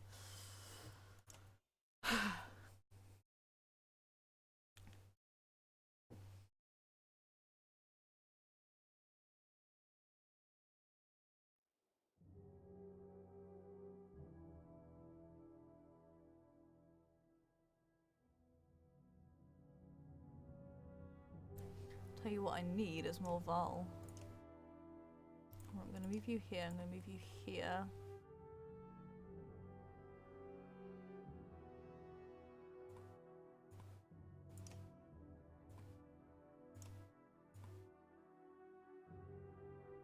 Actually,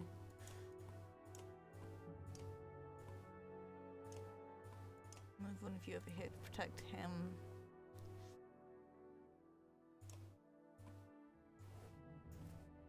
Let's do it.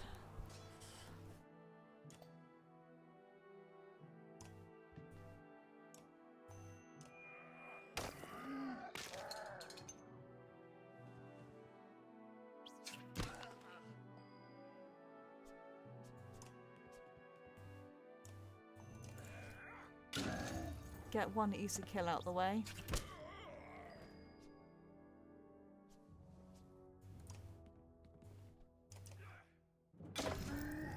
Two easy kills. Nice, nice.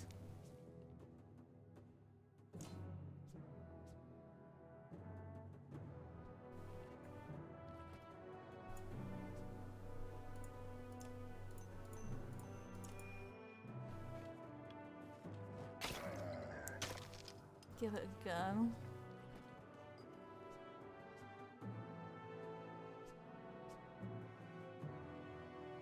gonna move you here to support them.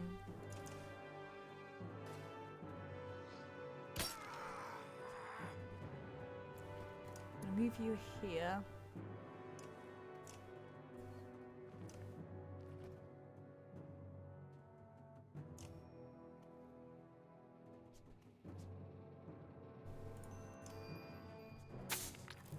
Do this.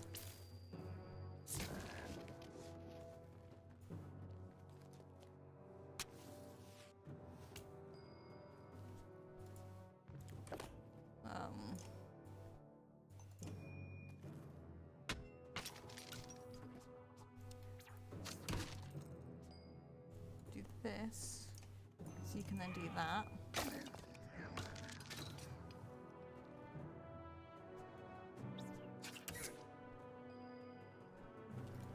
You here and turn off.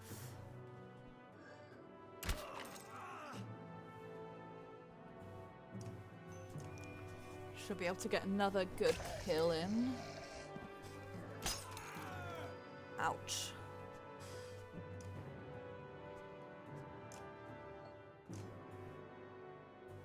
And turn. I only did 1 damage, so it could be worse. Now I want you to do arc lightning. I probably should have used my some willpower on that, but oh well.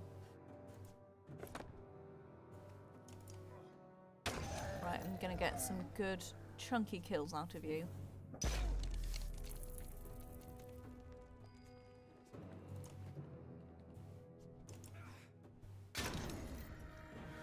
Right.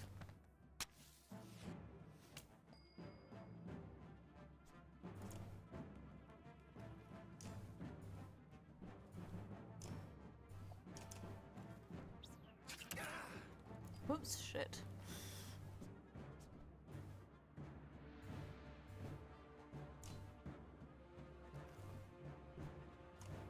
Right, I want you to move around here. And then I want you to attack this dude. Nice.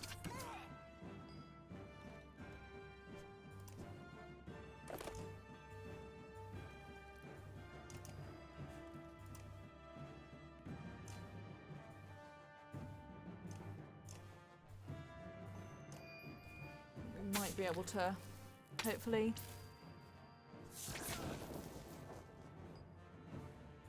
Okay, I'm gonna move you out of the way of the explosion, then ruin this guy's day.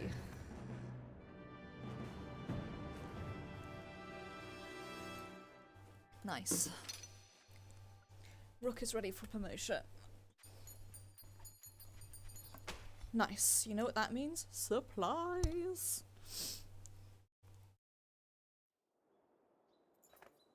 This town is nothing but ghosts, and now covered in more dredged bodies too. Remarkably, as you're about to leave, you find an old man sitting quietly in a tattered market stall, with a couple of items in front of him. He hums to himself as if nothing were wrong and seems to be in shock. Your clansmen gather him into a caravan before you leave. Right. Supplies.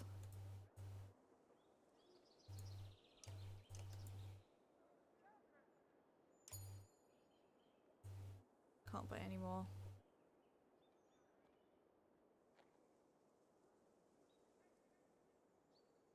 I do like those, but I don't know if we've ever spoken. I'm Nid, you're Rook, I know. We've actually been travelling together for a long time. Isn't it strange how you can be so close to people and not know them? Every day I pass people I swear I've never seen before. I wanted to thank you for letting me join you. Have you always been such a good shot? Honestly, I never even tried before Oddleaf made me. I spent my whole life making clothes, cleaning. Oddleaf's good, but I don't think it was all her doing. It feels right. I just look where I want it to go. Anyway, I feel better. The caravan, the people worrying all day and making problems. Sometimes they really stew in their misery. I'm glad I can do something helpful. Where are you from? I don't think you're from Skogr. I knew most of the people there. No, I had a house in Frostfella, but we were driven out when the dredge started to show up. My husband died trying to protect our home. My sons and I were thrown out into the fields. I'm sorry. Eccles' men killed my husband. When we left I was angry. Why was I the one who had to leave their home? How do I deserve this? You look away momentarily, not sure what to say. But I've let it go. I have 3 sons, and I don't want them to grow up with hatred in their hearts. That's why I wanted to thank you. You're welcome. I should be going. Don't think anything of it. We all have our own problems to deal with. Let me know if you need me to put an arrow in anything. She returns to her tent. I like her. I don't know how much I'll keep her in my battle, but I do like her. Right, I don't think we can afford to level anyone up, so I'm going to rest for a day. Or 2 and head out, because I don't think I can buy any more supplies. With 11, we might be able to make it. Okay.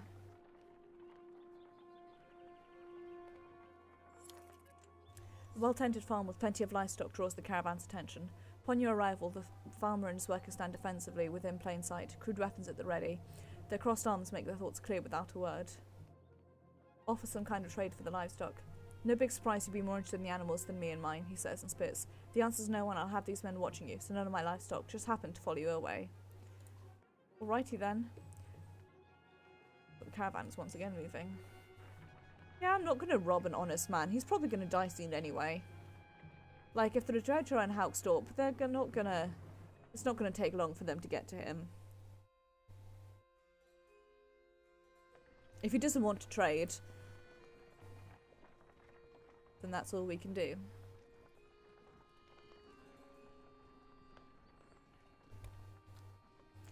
God, I keep thinking about this, but this game is just so fucking pretty. Like... It's just so beautiful. The godstone for Ingrid, goddess of knowledge, looks on as the caravan takes a much needed rest. Eva shoos some children away from a solitary dredge slinger lying dead beneath the stone. Should we be worried about that, you ask Eva, pointing to the dredge body? Still, couldn't hurt to have a few guards look around. Hours pass without warning. Ingrid's godstone is carved with ancient runes, which don't make much sense to you, though Avon tells you some of the menders have deciphered them. It's how the menders learn the language of the gods. Past the larger stone, a long series of slabs contains more writing all the way down the hill. The odd thing he tells you is that the writing occasionally changes depending on who is reading it. Usually it describes the history of the gods, but it can be about nearly any topic. Sadly, Avon doesn't know how to read it himself. Juno could, he says. As you're ready to depart, you hear screams from near the main godstone. The same boys so curious about the dead dredge are shrieking and pointing. For a moment you think it must not have been dead, but then you see that they have opened a wrapping that was in the dredge's hands. Wait, says Ivor, his arm across your chest. This shouldn't be seen. Get everyone away. A chill sweeps over you. Alette pushes past and gasps. Stop, shouts Ivor, but curious onlookers have already seen it. Leave it. On the ground before the dead slinger is a small stony figure, its hand searching for something it can't find. It's a baby. Dredge is a woman? We've been killing women. We've been slaughtering women and children this whole time? Leaving them to die? In a war, it's only the males who fight. We're fighting Dredge this whole way. Why are women with children on their backs attacking us? They're not invading, they're running. Everyone stops dead in their tracks. The entire caravan is gathered around, aghast. When I spoke to Juno, she told me something was coming. She didn't know what. A darkness. Something black is covering the world, and the Dredge are running from it just as we are running from them. The serpent, the quake, it's all the beginning of an end. Ivor, you knew. Why? Why didn't you say anything? Ivor? When I was young, I killed one of the Sunder, during the Great War. Second Great War. We called it Raise. Every time we would build our defences, it would flatten them and push us back again. I became separated from the rest of the Varl and stumbled upon Rave deep in Snowstorm, alone. She was nursing. I threw my axe, it twisted in the wind. Her son died in her arms. She was so pathetic, kneeling in the snow. She didn't even try to stop me when I took her head. That's how I killed Asunder. When I found my way to Grofheim, the Varl wanted to make me Kender, next to be king. I left, walked until I ended up in Skoga, where no one knew what I had done. The only sound is the wind blowing through the trees. Wow. Wow! For a long time, nobody says a thing until a child breaks the silence. What do we do with the baby, she asks, a lump forms on your throat, looking at the small obsidian creature squirming before you. Put it to a vote. While some grumbles about leaving it to chance, the caravan votes pretty clearly in favour of leaving the infant behind. It remains behind, beneath the godstone as the caravan departs. You try to put the whole episode from your mind and focus now on reaching Singerholm.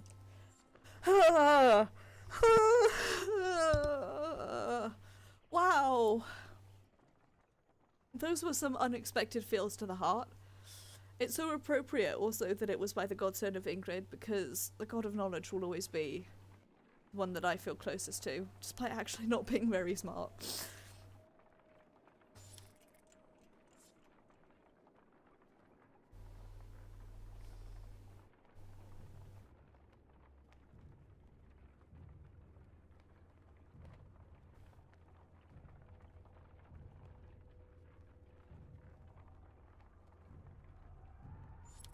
Gosh.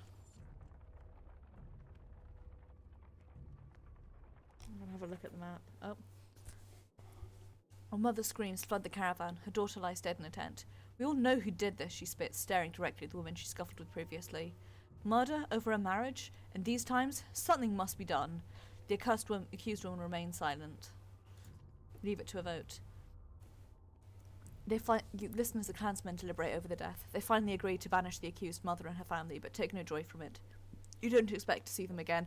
Honestly, when it comes to voting, that's what... Oh, I just tore another fucking hole in some of my clothes. I'm so good at this, guys. That's what I'm in favour of, because I feel like then... Listen, the people may not always know what's best, but in this case, I'm kind of hoping to leave some of them behind next time we find a town big enough to take new people in, so...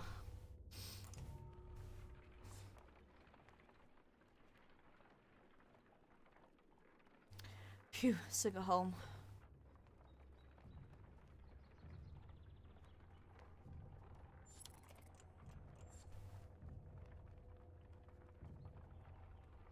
As Sigurholm approaches, we fear the worst. The once calm lake surrounding it now looks like a bowl that has been flipped. Proud home sinking into muddy water. A side effect of the quake.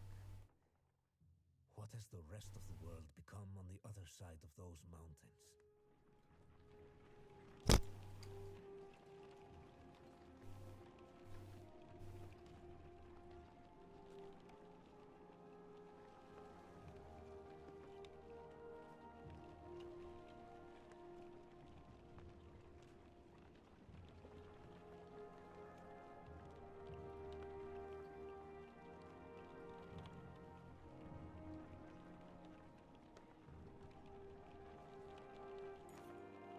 One catastrophe to another, says Oddleaf as you pull into Sigurholm.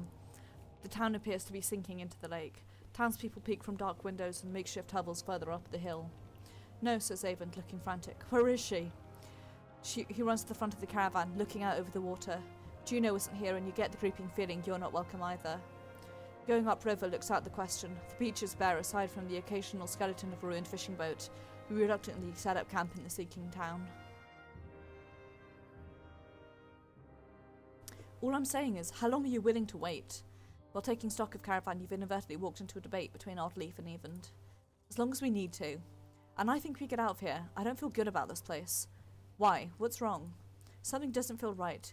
The people here are staring at us like those vultures in the wastes. I'm sorry, Evand. I think Oddleaf is right. I saw a man. The whole time he was setting up, he was just watching me. In a creepy way. And how long before the dredge find us here? Juno will come. Just give it a little more time. Rook, listen to me. I need you to trust me on this. How many supplies can we afford? That's the big question.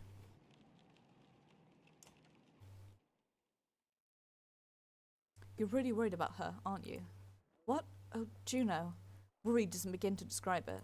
If she doesn't find us here or something happened to her, are you sure what you saw was real? It could have been a dream or, I don't know, you were pretty exhausted. I don't know. To be honest, I'm not sure anymore. Everything is a blur. Don't tell the others I said that.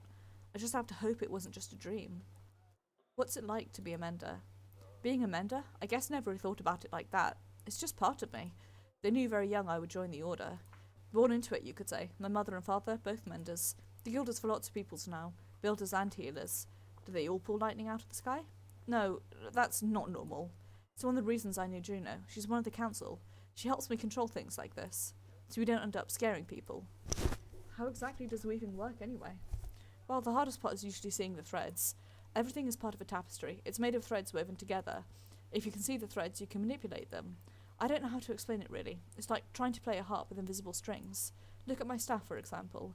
Some menders carve intricate patterns in the wood to help them remember the shapes of Like I said, hard to explain. Why is Bellower still following us? I saw Grofheim as it burned. Avon gets a faraway look in his eyes. The Sunder blew through it like a tempest. The Val fell in their thousands. Most of the Sunder left the city and headed south. Who knows where they are now? They might be destroying every town they come to, or heading towards Arbrang. Bellower stayed in Grofheim just for the sport of it, I think. As we fled to Anatoft, I thought he must want to wipe the Val off the map completely. But then he came after us. Maybe he knew Ivor was the one who killed Reyes. Let's just make sure he doesn't catch up. Do you think this is the end times? I don't know what to think. I wish I could give you a better answer. Even when you escaped the dredge, the serpent said a darkness was covering the world. I don't know how long that will take, or what it means even. I'm just trying to solve one problem at a time. The Mendels are in Arbrang. If we can find ships and make it to the capital, we might have a chance. I won't take any more time. No, it's okay, Rook. I appreciate the talk. It's good to stay grounded. I spend all day worrying about serpents or Sunder. I think a lot of people are intimidated or scared maybe, of me. Don't worry, it's nothing new, I'm used to it. Maybe sometime we can talk about things that don't include the world ending.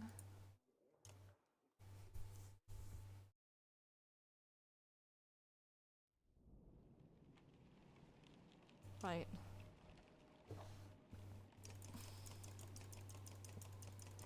We can make it to 13 days if I spend all of my renown.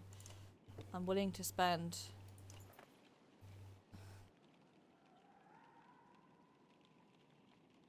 The scuffler's broken out in front of the houses. Thief, shouts one of your people as a group of strangers flee from your camp. Oddleaf is already running in direction. They took us supplies, you hear from nearby. Come on, you shout, and several join you in the chase. You wander onto a beach where some men have been waiting for you. Some terse weapons are exchanged about whether anything has been stolen or not. You don't see who draws the first weapon, but it ends the conversation dead. If Alette's in my party, I'm kicking her all the way out. Nope, we're good. Actually, I'm going to bring Nir in rather than Hogan, because I want to see what she's like.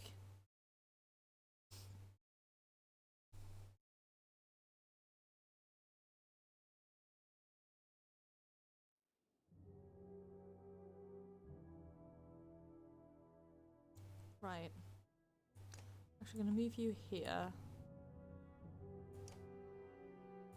Move you here and here.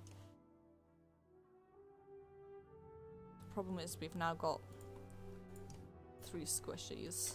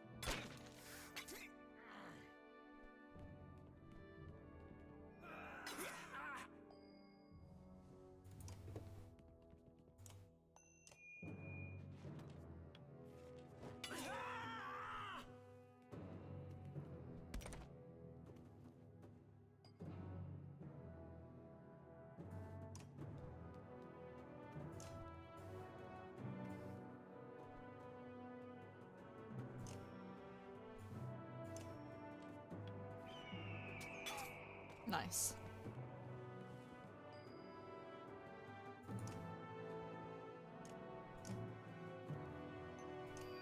Okay.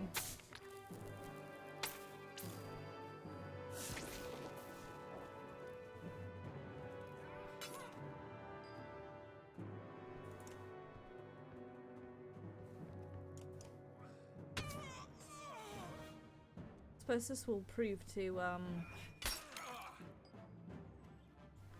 this will prove that we can't afford to stay for much longer. I've made a mistake. I've left Avon super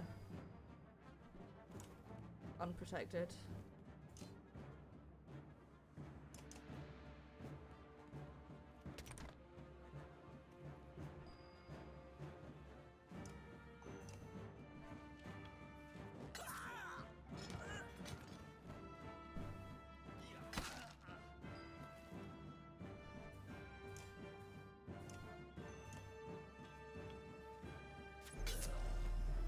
Doesn't matter though, because they dead. Also, I'm sorry, my boiler has decided it is the yelling hour. Nice.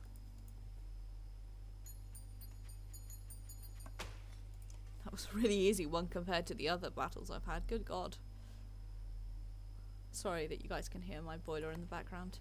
They scatter pretty quickly when you start laying into them, but when you turn to this caravan, you discover, oh shit, since you rushed out to fight. Right. I'm spending the rest of our shit on supplies. And then I'm resting for one night. What about you? We don't feel safe here. I don't know anything about the Mendes or whatever, but we're going to leave and I hope you join us. Looks like a couple dozen people, farmers and fighters alike, feel the same way. Wish them well. You've given your blessing, but explain why you can't leave just yet. You don't know where they're going, but you hope you meet them again on the road as they start their trek back across Surrey land.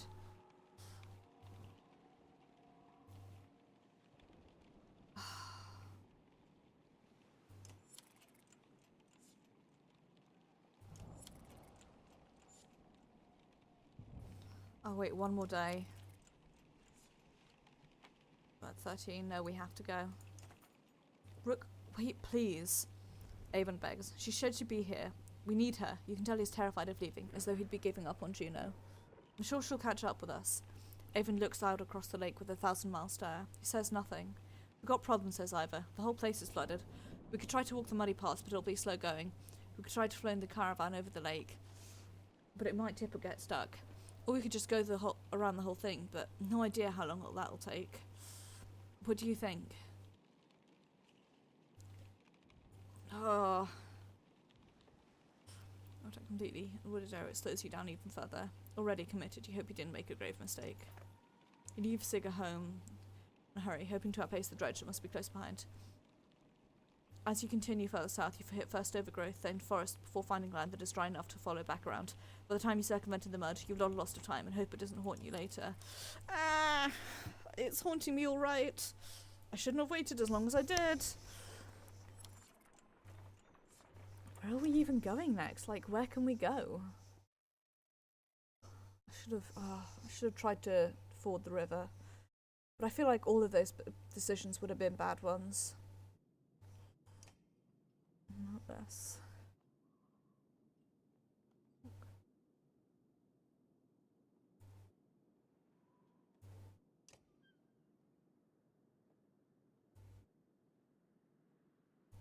I mean, I know we're heading for Arborang eventually, but... Mills. Wins. There's no one still goes to Willsgard these days. So...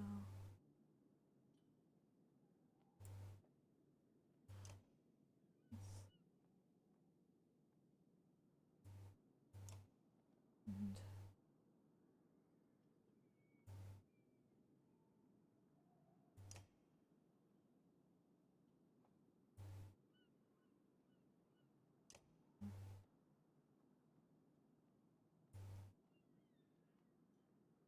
Okay, lots of getting distracted. I guess we're heading...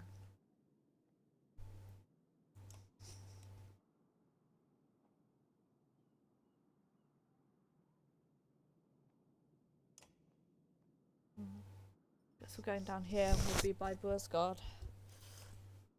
And... Mankind in the east. Whoops. What's this? Arrival.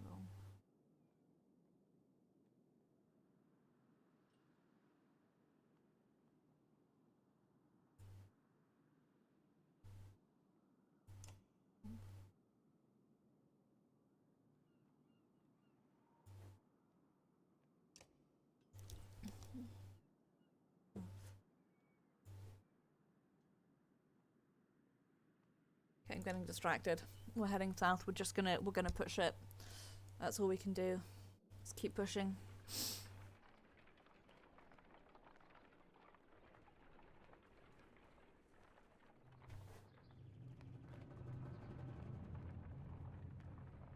I don't like this music.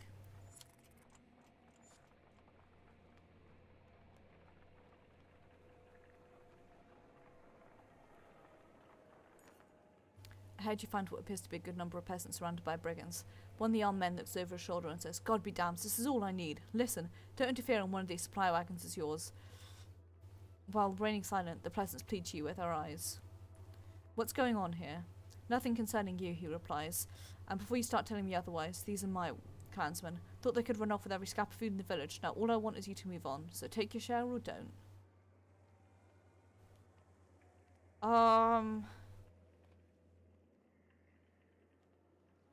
Listen, sometimes you have to make bad decisions.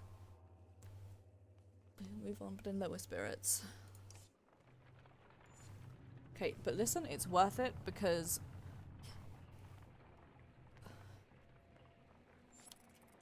I don't know what city we're headed to. I want to speak to about, he says. In private. You find a quiet place to talk.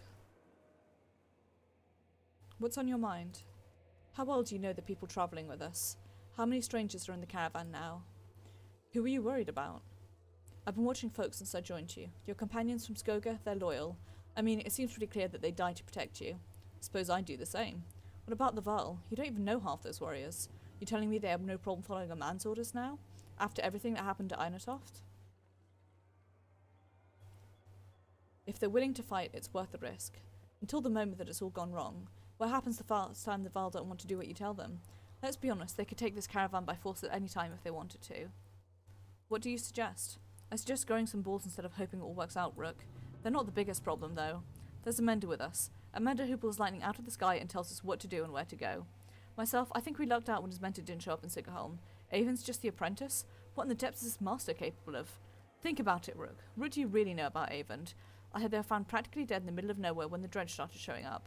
Then another serpent shows up at Einatoft after tearing the world in half, takes one look at Avon and bolts. Suddenly they need our help instead of the Mender Council? How does that make any damn sense? Avon could have taken control long before now. A shrewd man with ambitions can be very patient. Speak for yourself, Onef. I'm grateful for what you've done to get us this far, Rook. But it's always been about trust. I think it's time to part ways, so to speak. Nothing personal. What the fuck?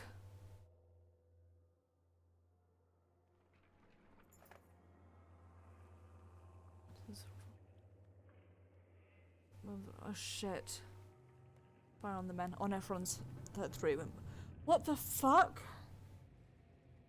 What the fuck? As Oddleaf turns to fire on the men, Onef runs her through and pulls the blade from her back without even breaking a stride. She drops like a sack of flour. In one clean motion, his blade then takes Egil in the throat before the boy can grab his shield. Onef heads straight for Alette, who freezes in unbridled terror. You rise to your feet through the pain. Egil and Oddleaf are dead. Somehow you find the strength to cleave the nearest traitor in two, but you can't find the breath to shout. You think your lung might be punctured. Onef clutches Alette's waist and makes the commotion, tosses a bow aside and pulls her into the deep woods. Her eyes meet yours across the campsite. No, lips say that you can't hear the words. A dozen men appear between you as Ivor steps into view, as fearsome as you've ever seen him. Oh, what the fuck? Well, I'm glad I never fucking put you in my... Jesus wept. Come on, Hogan. Can't believe we lost Egil and Oddleif. God, I feel awful. God, this stream is fucking aptly named. Right, who have we got?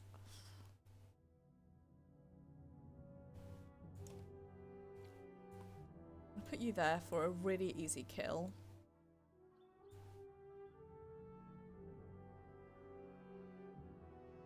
Same with you. And same with you. Ned, I'm gonna keep you in the middle with me. And I'm gonna move you here as well.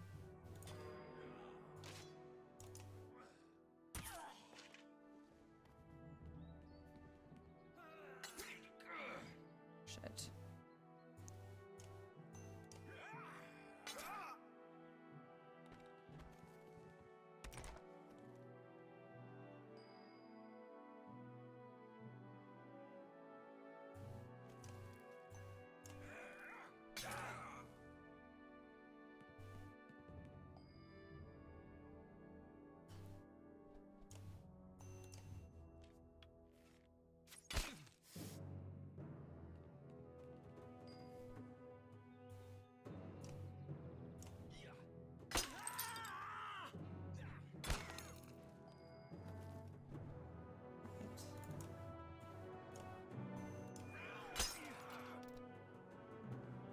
No.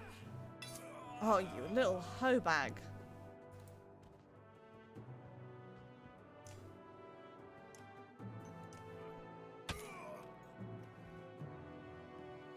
Right.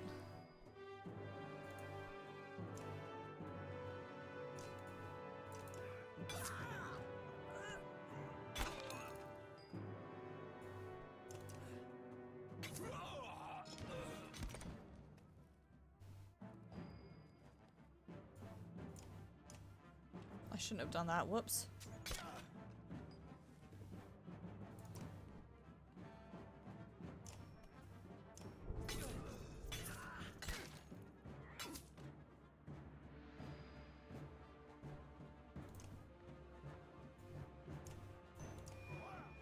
Get fucked, my good bitch.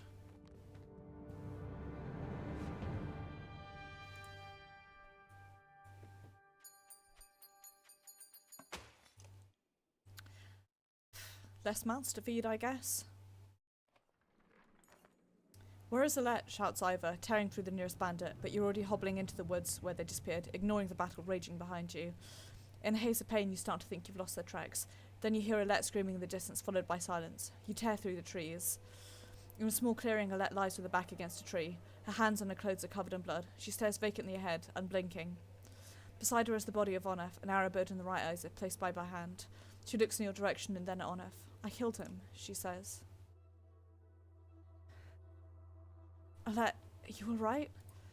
You cringe as much from the pain as the appearance of Alette after her bloody struggle with Onef. No, I'm not hurt. I had no choice. Dad, your chest, you're bleeding. Suddenly she's at your side, putting pressure on the wound. I can fix this. Where is my needle? Oddleaf? Anyone? Ivor, I found them. Just as your sight goes black, you see Ivor and Alette standing over you. I appreciate it, Pix, because I am so full of stress. It's gonna make it? Your eyes open to the sound of Alette's voice. Normally, a wound like that, I only hope I did enough. I'll survive. Dad! Alette stops herself from hugging your bandaged chest, pulling your head to her instead. The words come easier than you expected. Oddleaf? It's a good thing Avon was here. She was going to pull through, though it was a nasty wound. We managed to kill most of those traitorous sons of bitches, and the rest fled into the woods. There are a lot of people I couldn't save. You did everything you could, Avon. Nobody expects you to raise the dead. Oh, I appreciate it, Dusky and Pixie. Avon frowns deeply, putting a hand to his forehead. Why did Onef do this, Rook? He was talking to you right before it happened. You thought my leadership would get us killed. Utter bastard. All this time we had no idea. I think Onef was running Frostfeller the whole time. Eckler was always just the barking dog you put in the yard to find out who your enemies are. It was no accident Onef went after those of us from Skoga. He must have thought with us gone he'd take the banner and the rest would fall in line. Or at worst they take all the supplies for themselves and leave the rest as dredge bait. We have to be more careful. We can't let just anyone join the caravan anymore. Where do you draw the line, Ivor? I don't know, Rook. I really don't. None of this changes the fact that Bellower is out there somewhere, following us. The swamp around home might buy some time, but we've got to keep moving. Your body aches all over, but Ivor's right. The road calls. The caravan is already starting to pack up camp. I mean, personally, I agree with him. I just, at this point, I've tried to be a bit of a bleeding heart about this, and we just can't afford to feed and look after the people that we have. I've been pinged 3 times. Let me have a look at Discord real quick to see what those pings are about.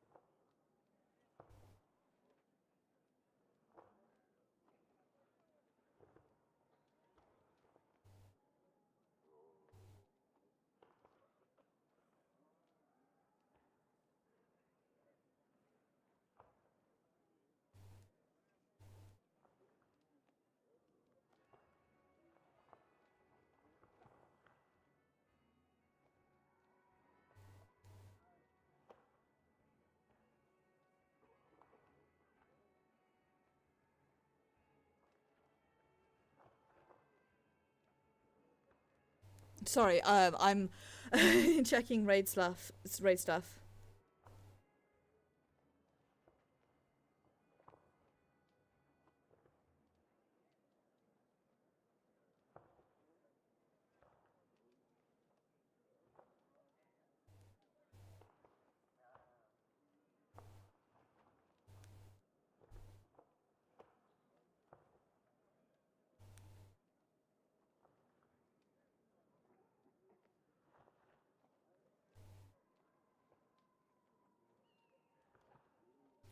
Also, I needed a bit of a break after that.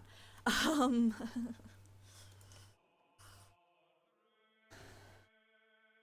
how is the wound? You notice Oddleaf wince as she rises to greet you. It's doing a lot better. When I saw it happen, I thought for sure, oh, well, I'm glad you would have missed me, Rook? She smiles. Without Avon, that's all you could have done. Instead, you'll have to put up with my crap a little longer. Still aches like you wouldn't believe, though. Oh, maybe you would. Heard you took a stabbing yourself. I guess things could have gone worse. How are you doing? I'm doing alright. Sometimes it's lonely since my husband died. I guess to say it's more like being alone, even surrounded by all these people. Not like I don't have enough to worry about, though. I'm glad to have a let around. And you, Rook. What do you think about the caravan? You mean, should we start kicking people out? That's a tough one. Usually I'd be the first to give you a dirty look for suggesting it. On the other hand, I got a sword in my back. Oddleaf thinks for a long moment before sighing. Don't send anyone away. Just make sure nothing happens to Alette. I'll let you get some rest. Okay, thanks. I'll take you up on that. You know, you're welcome to keep me company. When I'm a little more awake, I mean. I'll talk to you later. Hey, Lamau. Right.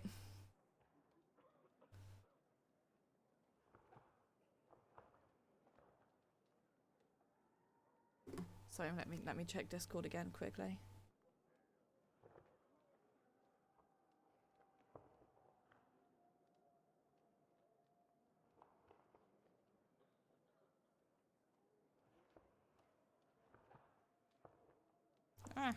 Right, not getting distracted, no distractions. You know what, we're gonna rest for one day. And that's really all we can afford.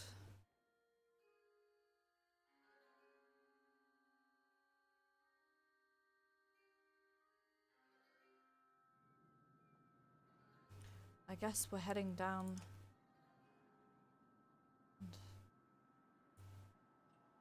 Could get. I presume we'll be stopping by Reykjavik. We have no choice. Hopefully, it's not been destroyed and we can buy some more supplies.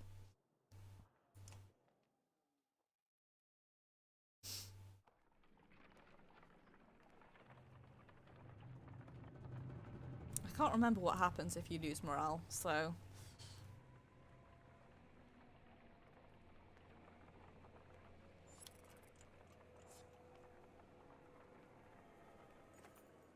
Some clansmen have discovered a large patch of wild fruits. And when you approach them, you see some people have begun to sample them. A mother frets about whether they're safe after overhearing one of the children say that it tastes funny. Others start gathering by the basketful. Observe someone who already ate some. After a short time, you notice the third speech of a young man partaking of the fruit. Besides a little drunk, he seems perfectly fine. Take a bite yourself. Several watch you taste the fruit. You pause after swallowing and feign choking. Alette rushes to your side in a panic, but your laughter soothes everyone's concern. Soon everyone is a little tipsy from the fermented fruit, and spirits are high. Hey, we all got drunk and we improved on morale, so sometimes that's the best you can do.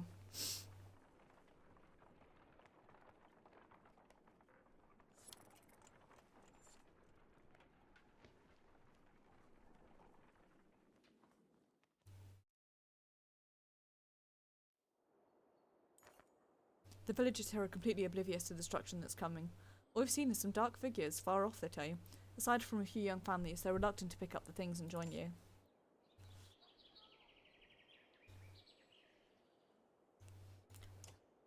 I want to buy supplies. That's what I want to do.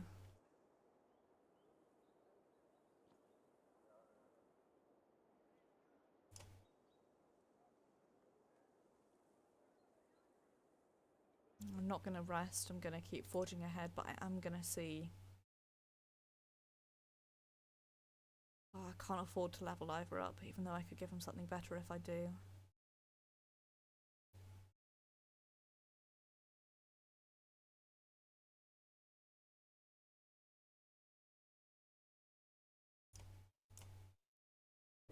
Can't afford to level anyone up. Actually, I'm gonna level Mugen up, if I can afford it.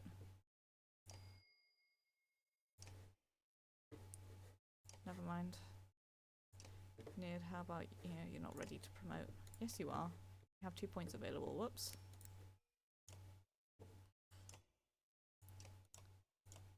See if anyone else has points. Nope. They sure don't.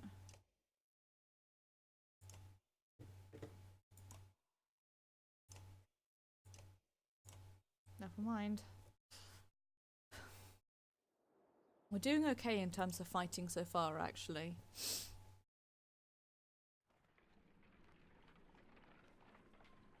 So hang on, what town did we just pass by?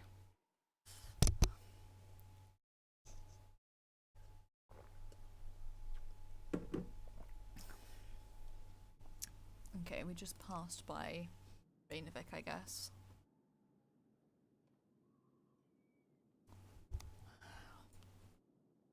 Borsgard, perhaps, then around down the Eastway Road, Hornstala.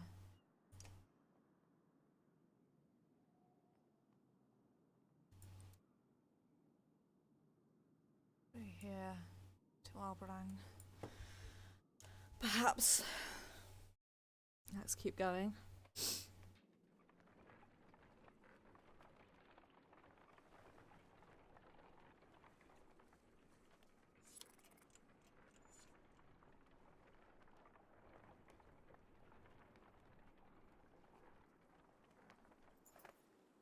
An old man sits aside an overgrown portion of the trail. You lost, you ask? He adjusts the leather strap on his head and says, No, are you? He jumps up and shuffles towards the caravan, his tattered clothes revealing no weapons. Well, I've seen better, the old man says, peering into the supply wagons, but I'll join you. He stands next to a fighter, throwing his beard over his shoulder and puffs up his chest. The fighter grins and the stranger exhales, asking, What are we waiting for? Lead the way. Who are you? What are you doing out here? Call me Uma or anything else you like, the old man says. A man goes where he pleases, doesn't he? His stern look is more comical than intimidating, but you stop looking for answers.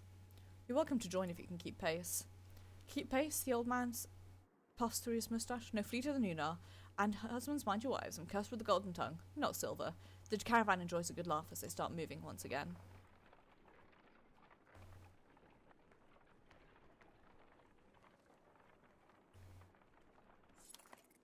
Thieving bastards, you awaken to hear.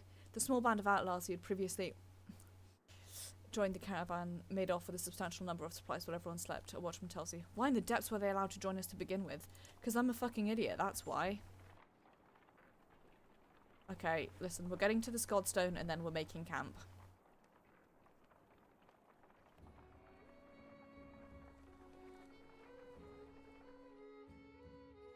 And then after we've made camp, I think... Well...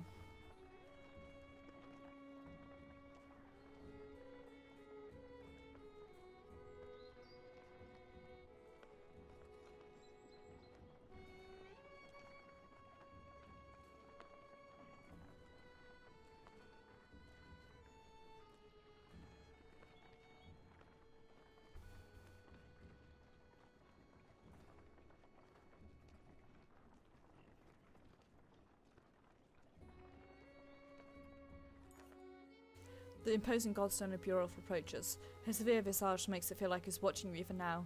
The caravan spreads out, happy to be free of the confining forest and in open fields. Hogan pulls you aside to show you some red berries growing on an ash tree that looks like it was chopped down long ago. They shouldn't be growing here, he says excitedly. I haven't seen these in a long time. He and Morgan busily go about collecting the berries.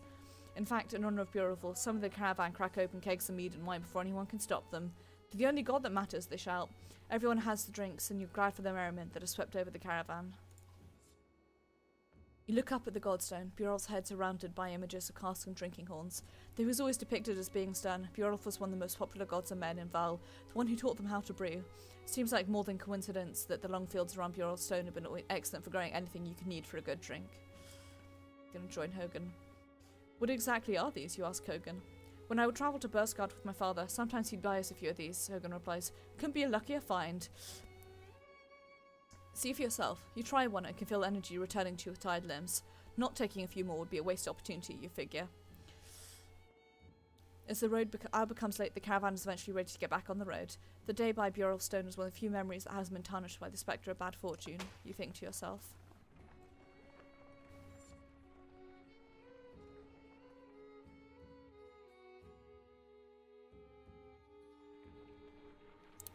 Right, I'm gonna have a look where we are on a map.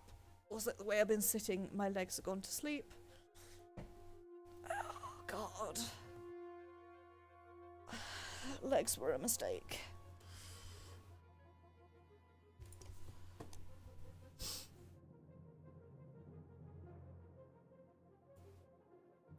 Yeah, I guess we're going down to Burasgard.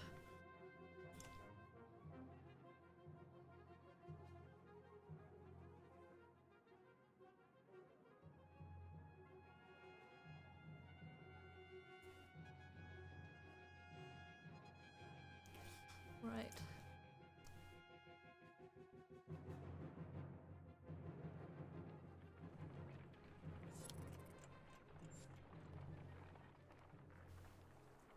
Yeah, okay, so we're going to get to this. Pardon me. We're going to get to Reykjavik, see what the hippity hoppity haps are here. More supplies missing. The woman by the wagon says to you, and look, tracks. Pardon me, right here they look like children's footprints, but my husband and I followed in them to the wilderness a ways. They meet up with some adult tracks. No telling how many. Round up and question the children. Craftsmen are on edge to question the children. None of them seem to know anything about the food, but you managed to scare them more than you intended. 2 brothers in particular are left on the verge of crying. Shit. Well... Reykjavik is more of a smattering of farmhouses than a proper town. Though judging by stray dredge stalking through empty fields, it is barely even that anymore. Well... Shit. Reykjavik comes and goes as a long series of farmhouses, abandoned and crawling with dredge. The farmers have probably already fled to Bursgard. You tried to hurry past, but are eventually spotted. Dredge start ambling in your direction. What is that? Points out Oddleaf, up near one of the longhouses. In the distance, a large person, clothes seemingly covered in blood, is cursing loudly and stumbling about. He staggers into a longhouse, laughing. With Dredge heading in your direction, turn back, roaring, and begin to pound on the longhouse door. They seem to be holding a grudge against this particular person. You doubt the door will hold. Leave quickly while your grudge holds. Long, he knows what he's doing. Let's not waste it. You pick up the pace until the longhouse is long behind you. Okay. I don't know if we can do it. But I'm going to make camp.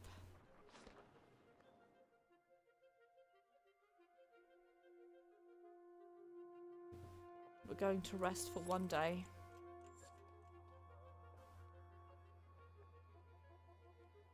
And then, seeing it's almost 11 o'clock and I think we're at a good story point, and also I want to go have a look at a guide and see if I have screwed up real bad, I am going to end stream off here.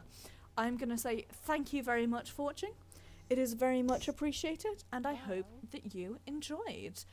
I will be streaming Mass Effect 3 this Saturday, where we are just going to be continuing on with our adventures in space.